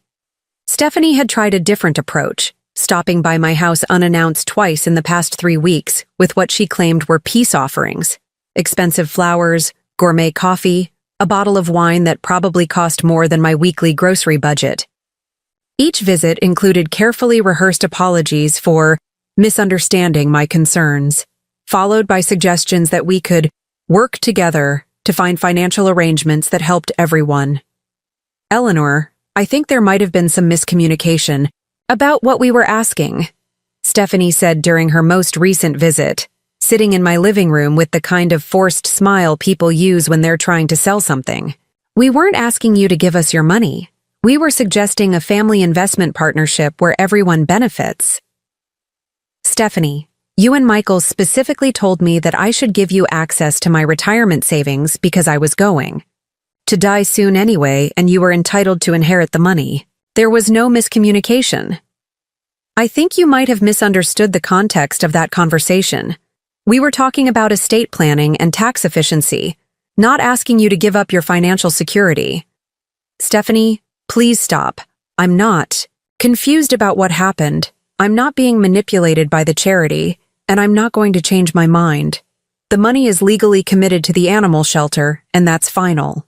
But the most revealing conversation had happened 5 days ago, when Michael showed up at my house with printed documents he claimed proved that charitable remainder trusts were financial scams designed to separate elderly people from their money. "Mom, look at these articles," he said, spreading papers across my kitchen table. "They show that charities pressure old people into making donations they can't afford, promising income payments that never materialize. You're being taken advantage of, and I'm trying to protect you." I glanced at the documents and immediately recognized them as generic warnings about charity scams, not specific critiques of legitimate planned giving arrangements. Michael had apparently spent hours researching online, looking for anything that might support his argument that my decision was based on manipulation rather than informed choice. "Michael, these articles are about charity scams, not about established organizations like Riverside Animal Shelter or reputable law firms like Goldman and Associates." "Mom, you don't understand how sophisticated these scams can be. They use lawyers and professional presentations to make everything seem legitimate."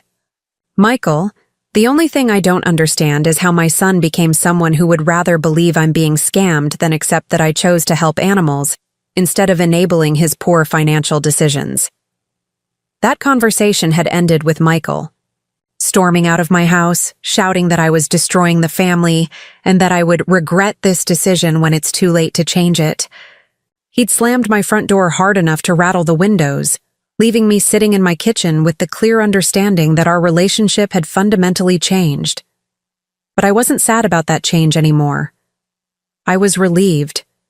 For the first time in 4 years, I wasn't wondering whether I should give Michael money, whether I was being generous enough, whether I was failing him as a mother by maintaining financial boundaries.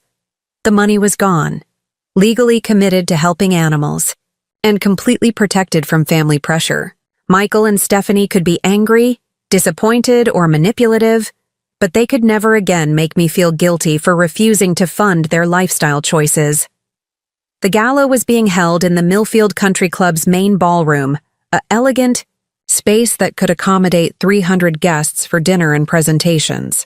I'd driven past the country club thousands of times over the years, but had only been inside twice. Once for Michael and Stephanie's engagement party, and once for a hospital fundraiser where I'd felt completely out of place among Millfield's social and professional elite. Tonight was different. Tonight I wasn't just a retired nurse attending an event where I didn't quite belong. I was the guest of honor, the major donor whose generosity had made the entire evening possible. Rebecca Chen had arranged for me to sit at the head table with the shelter's board of directors, prominent community leaders, and other major donors who'd committed significant funds to the capital campaign. Dr. Morrison met me in the country club lobby, looking elegant in a black evening dress that probably cost more than my monthly pension payment. "Eleanor, you look absolutely wonderful. Are you ready for your big evening?" "I think so. Nervous, but ready." "Good. Nervous means you understand the significance of what you're doing. Eleanor, I want you to know that the shelter's board is thrilled about your gift, not just because of the financial impact, but because of what it represents. You're setting an example of how generosity should work. Thoughtful, strategic, and focused on genuine need rather than enabling problematic behavior. The cocktail reception preceding dinner gave me my first glimpse of how the community viewed my transformation. People I'd known casually for decades, fellow hospital employees, neighbors, members of my church, approached me with congratulations and expressions of admiration that felt completely genuine. "Eleanor, I had no idea you were such a devoted animal lover," said Janet Williams, who'd worked in the hospital's billing department for 20 years. "What you're doing for the shelter is absolutely wonderful." "Mrs. Hartwell, my daughter, volunteers at the shelter, and she says your donation is going to change everything," said Tom Bradley, who'd coached Michael's Little League team and whose family had always been friendly but not particularly close. "They'll be able to save so many more animals now." But the most meaningful conversations were with people who seemed to understand the deeper significance of my decision. Helen Rodriguez, who owned a successful catering business and served on the city council, pulled me aside during the reception with an expression that mixed admiration and something that might have been relief. "Eleanor, I hope you don't mind me saying this, but I think what you're doing is incredibly brave," she said quietly. "I know it hasn't been easy dealing with family financial pressures, and I admire your decision to prioritize genuine need over family entitlement."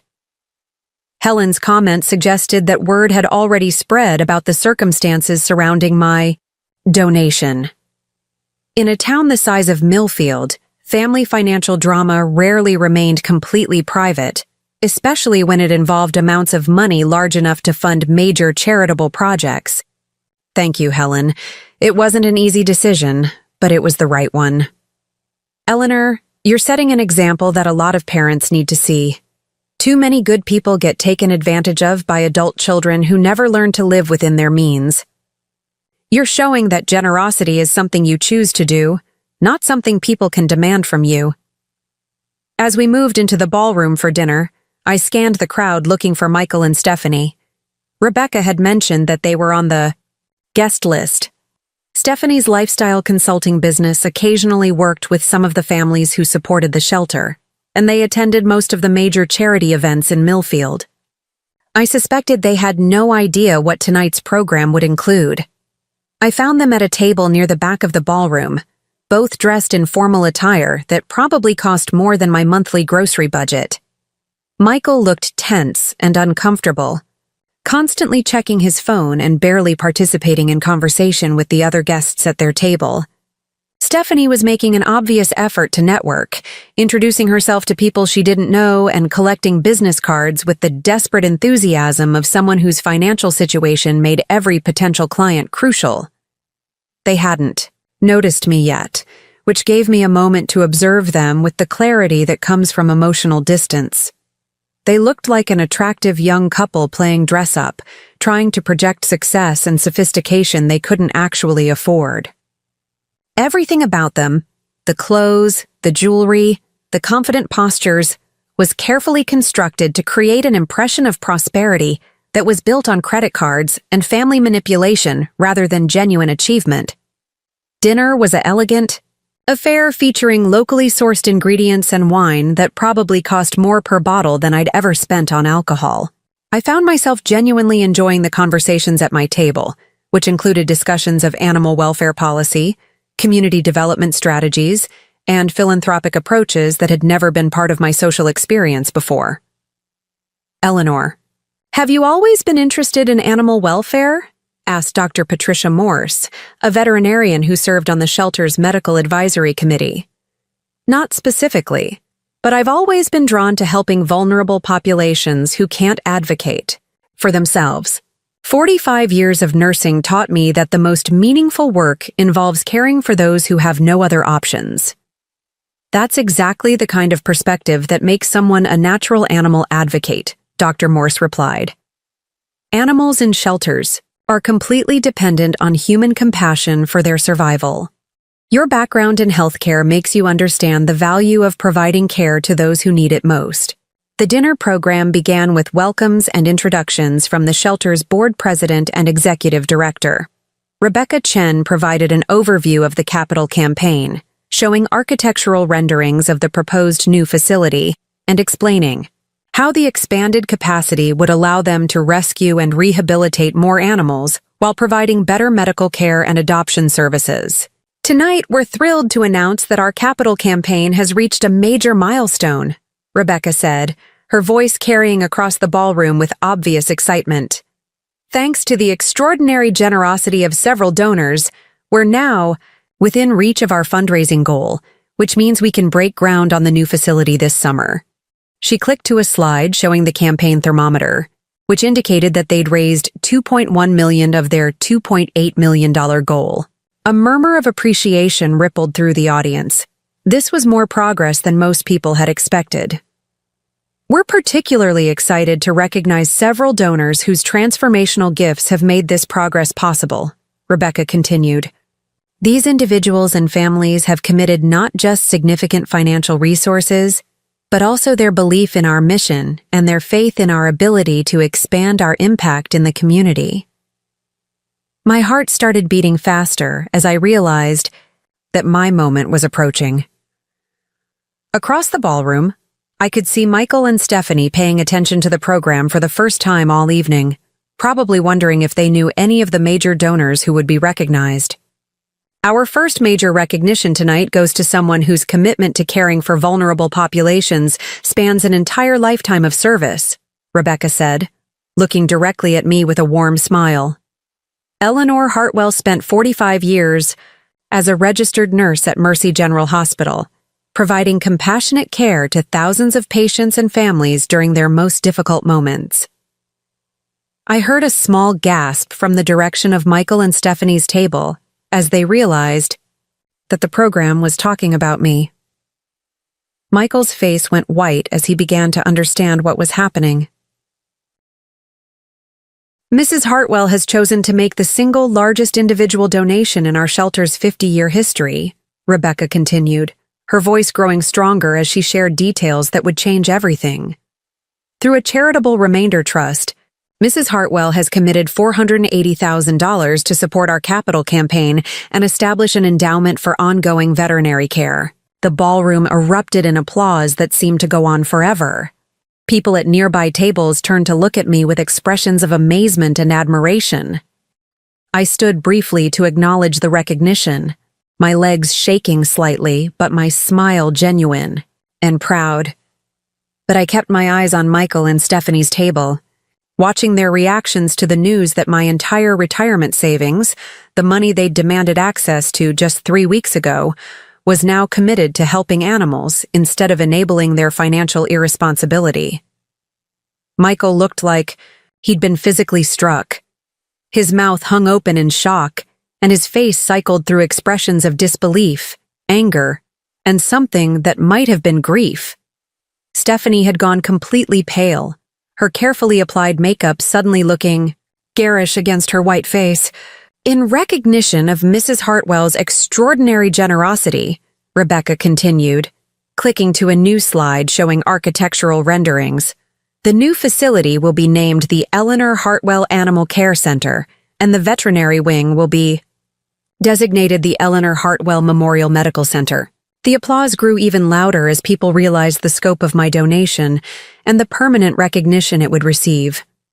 My name would be on a building that would save thousands of animal lives over the coming decades. Children would learn about animal welfare in classrooms named after me. Veterinarians would perform life-saving surgeries in medical facilities that bore my name. Mrs. Hartwell, would you like to say a few words about what inspired your generous commitment? Rebecca asked, extending the microphone toward me. I hadn't expected to speak, but I stood up on slightly unsteady legs and accepted the microphone. Looking out at the audience of 300 people, including Michael and Stephanie, who were staring at me with expressions of shock and devastation, I felt a moment of perfect clarity about what I wanted to say.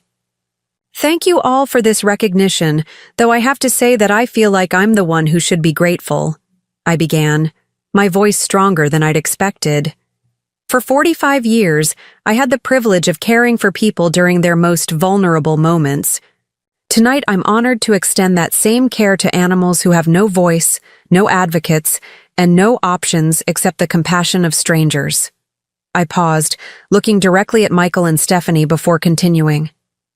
I've learned that the most meaningful generosity comes from choosing to help those who genuinely need it, rather than enabling behavior that ultimately harms everyone involved. Animals in shelters are completely innocent victims of human failures, abandonment, abuse, neglect. They deserve our compassion and care without any conditions or expectations. The audience was completely silent, hanging on every word. I could see that some people understood the deeper message I was conveying about genuine need versus entitlement. When I was younger, I sometimes gave help when it was demanded, rather than when it was truly needed. I've learned that real love, sometimes, means saying no to requests that would harm the people making them. Tonight, I'm saying yes to helping creatures who have no other hope. I returned the microphone to Rebecca amid thunderous applause that seemed to go on forever. As I sat down, I felt Dr. Morrison's hand on my shoulder and heard her whisper, "Perfect. Absolutely perfect." The program continued with recognition of other donors and presentation of the timeline for construction, but I barely heard any of it. I was watching Michael and Stephanie, who were having what appeared to be an intense whispered argument at their table. Stephanie was gesticulating angrily while Michael sat in stunned silence, apparently still processing the magnitude of what had just happened. After the program concluded, I was surrounded by well-wishers congratulating me on my generosity and expressing admiration for my commitment to animal welfare. The conversations were warm and genuine, with many people sharing stories of animals they'd rescued or adopted from the shelter over the years. "Mrs. Hartwell, what you're doing will save so many lives," said Lisa Chen, Mrs. Chen's daughter who worked as a veterinarian in a neighboring town. "The new medical facilities will allow the shelter to treat conditions they currently have to euthanize animals for. Your gift will literally mean the difference between life and death for hundreds of animals every year."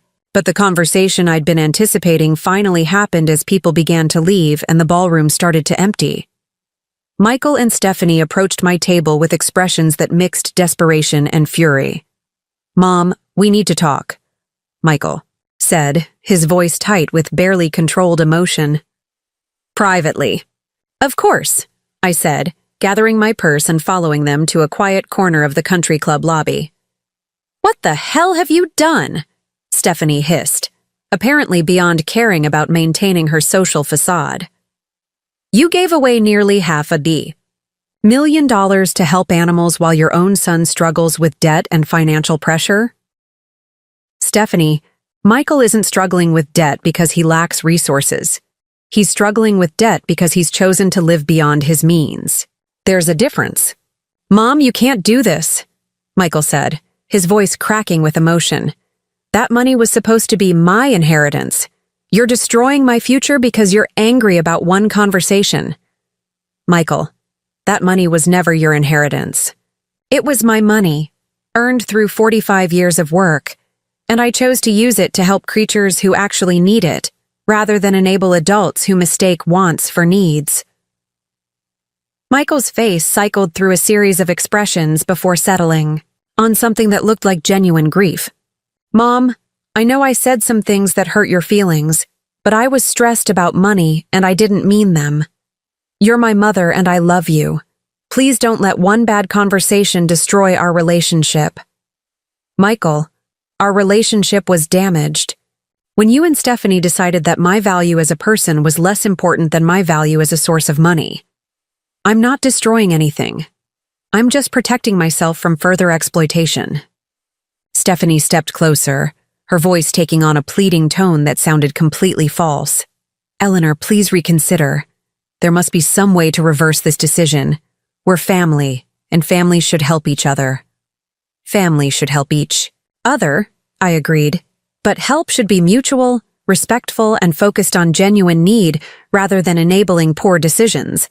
What you and Michael were asking wasn't help. It was exploitation. Mom, you're not thinking clearly, Michael said, his voice rising enough that other people in the lobby turned to look at us. You've been manipulated by people who don't care about you personally. The charity doesn't love you. They just want your money. Michael, the charity wanted to help animals. You and Stephanie wanted to fund your lifestyle. The difference is that animals actually need help, while you need to learn to live within your means. The conversation continued for another 20 minutes, with Michael and Stephanie alternating between anger, pleading, and attempts at emotional manipulation. They accused me of being vindictive, mentally incompetent, and selfish. They suggested that I was destroying family relationships out of spite, that I didn't understand the financial implications of my decision, that I would regret my choice when I was older and needed their support. But their arguments only confirmed that I'd made the right decision. They weren't concerned about my well-being or my values. They were angry that money they'd assumed would be theirs was now committed to helping animals instead. Mom, please, Michael said finally, his voice breaking completely. I'm your son. Doesn't that mean anything to you? Michael, you'll always be my son and I'll always love you. But being my son doesn't entitle you to my money, especially when you've made it clear that you see me as a resource to be exploited rather than a person to be respected. As they prepared to leave, Stephanie turned back with an expression that combined rage and something that might have been genuine desperation. Eleanor, you've made the biggest mistake of your life. You'll be alone and forgotten while your money goes to help animals that won't even remember your name. Stephanie, I'd rather be remembered for helping innocent creatures than for enabling entitled adults. And I won't be forgotten. My name will be on a building that saves lives for decades to come. After they left, I stood in the country club lobby for a few minutes, processing what had just happened. The confrontation had been painful but necessary, and it had confirmed that my relationship with Michael and Stephanie would never return to what it had been before their financial demands. But I wasn't sad about that anymore. I was relieved and surprisingly hopeful. Dr. Morrison found me in the lobby and walked me to my car, both of us quiet as we processed the evening's events. Eleanor, how do you feel? She asked as we reached my Honda Civic, which looked modest, but dignified among the BMWs and Mercedes in the country club parking lot. I feel proud, I said, surprising myself with the certainty in my voice. For the first time in years, I feel proud of my choices and confident about my priorities. Good. You should feel proud. What you did tonight was remarkable. Not just the financial gift, but the courage to prioritize genuine need over family manipulation. Dr. Morrison paused, looking at me with an expression that mixed satisfaction and something that might have been maternal pride. Eleanor, you've taught Michael and Stephanie something they desperately needed to learn. That love and respect can't be demanded, they have to be earned. And you've shown the entire community what real generosity looks like. The drive home took me through downtown Millfield, past the shops and restaurants where Michael and Stephanie liked to spend money they didn't have, past their condo building, where lights were on in what I assumed was their unit. I wondered what they were saying to each other, how they were processing the loss of money they'd already mentally spent, how they would explain to their friends and colleagues that Michael's mother had chosen to help animals rather than enable their financial irresponsibility. But mostly, I felt a deep sense of peace that I hadn't experienced in years. For the first time since Michael's marriage, I wasn't wondering whether I should give him money, whether I was being generous enough, whether I was failing him as a mother by maintaining financial boundaries. The money was gone, legally committed, to helping animals and completely protected from family pressure. Michael and Stephanie could be angry, disappointed, or hurt, but they could never again make me feel guilty for refusing to fund their lifestyle choices. More importantly, I'd discovered something about myself that I'd forgotten during years of making myself smaller to accommodate other people's comfort. I was Eleanor Hartwell, a woman who'd worked 45 years caring for others, who'd raised a son alone while building financial security through careful planning and disciplined saving, who'd chosen to use her life's work to help vulnerable creatures rather than enable entitled adults. The Eleanor Hartwell Animal Care Center would open next year, providing medical care and loving homes for thousands of animals over the coming decades. Children would learn about compassion in classrooms, named after me.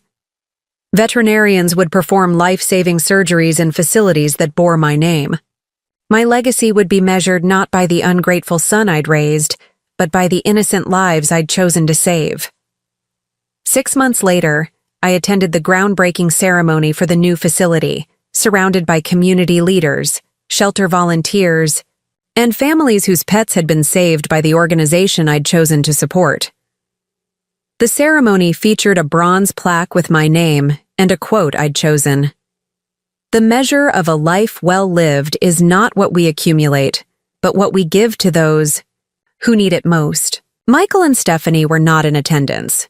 I heard through mutual acquaintances that they'd moved to a smaller apartment to reduce their living expenses, that Stephanie's consulting business was struggling, and that Michael was working longer, hours to pay down the credit card debt they'd accumulated trying to maintain their unsustainable lifestyle. Some people probably felt sorry for them, but I felt proud that they were finally learning to live within their means. Dr. Morrison invited me to join the shelter's board of directors, where my healthcare background and patient advocacy experience proved valuable in developing policies for animal medical care and volunteer training. I discovered that I enjoyed committee work, strategic planning, and the opportunity to contribute to an organization whose mission aligned with my values. Most importantly, I learned that respect is not something you earn through service and sacrifice. It's something you require as a basic condition of relationships. Michael had demanded my money because he thought I was too weak to refuse him. He'd learned instead that I was strong enough to choose my own legacy and wise enough to invest in genuine need rather than entitled wants. Sometimes the worst thing that happens to you turns out to be the best thing that could have happened. Michael thought he was demanding money that was rightfully his. Instead, he taught me that my true value wasn't measured by what I could give to ungrateful family members, but by what I could contribute to creatures who genuinely needed help. If someone in your life is treating you like a bank account instead of a person, maybe it's time to show them what they're actually worth to you. Maybe it's time to stop enabling poor decisions and start investing in genuine need. Because generosity isn't something people can demand from you. It's something you choose to give to those who truly deserve it. And sometimes the only way to teach entitled people their place is to show them exactly where your priorities really lie. What's your story? Share it in the comments below. And remember to like and subscribe for more stories about turning family manipulation into personal empowerment. You're never too old, never too late, never too powerless to choose your own legacy. Sometimes you just need the right motivation to begin. The Eleanor Hartwell Animal Care Center opened 18 months later, and it saved over 2,000 animal lives in its first 2 years of operation. My retirement income increased just as Dr. Morrison promised. My tax burden decreased significantly, and I've never once regretted choosing compassion over entitlement. Michael still lives in Millfield, but we rarely speak. Stephanie's consulting business failed, and I heard they divorced last year. Some people might call that sad, but I call it the natural consequence of building a relationship on financial exploitation rather than genuine love and respect. My legacy isn't the son I raised. It's the lives I chose to save when I was old. Enough to understand what really mattered. And that feels like the best investment I ever made. Up next, you've got 2 more standout stories right on your screen. If this one hit the mark, you won't want to pass these up. Just click and check them out, and don't forget to subscribe and turn on the notification bell so you don't miss any upload from us.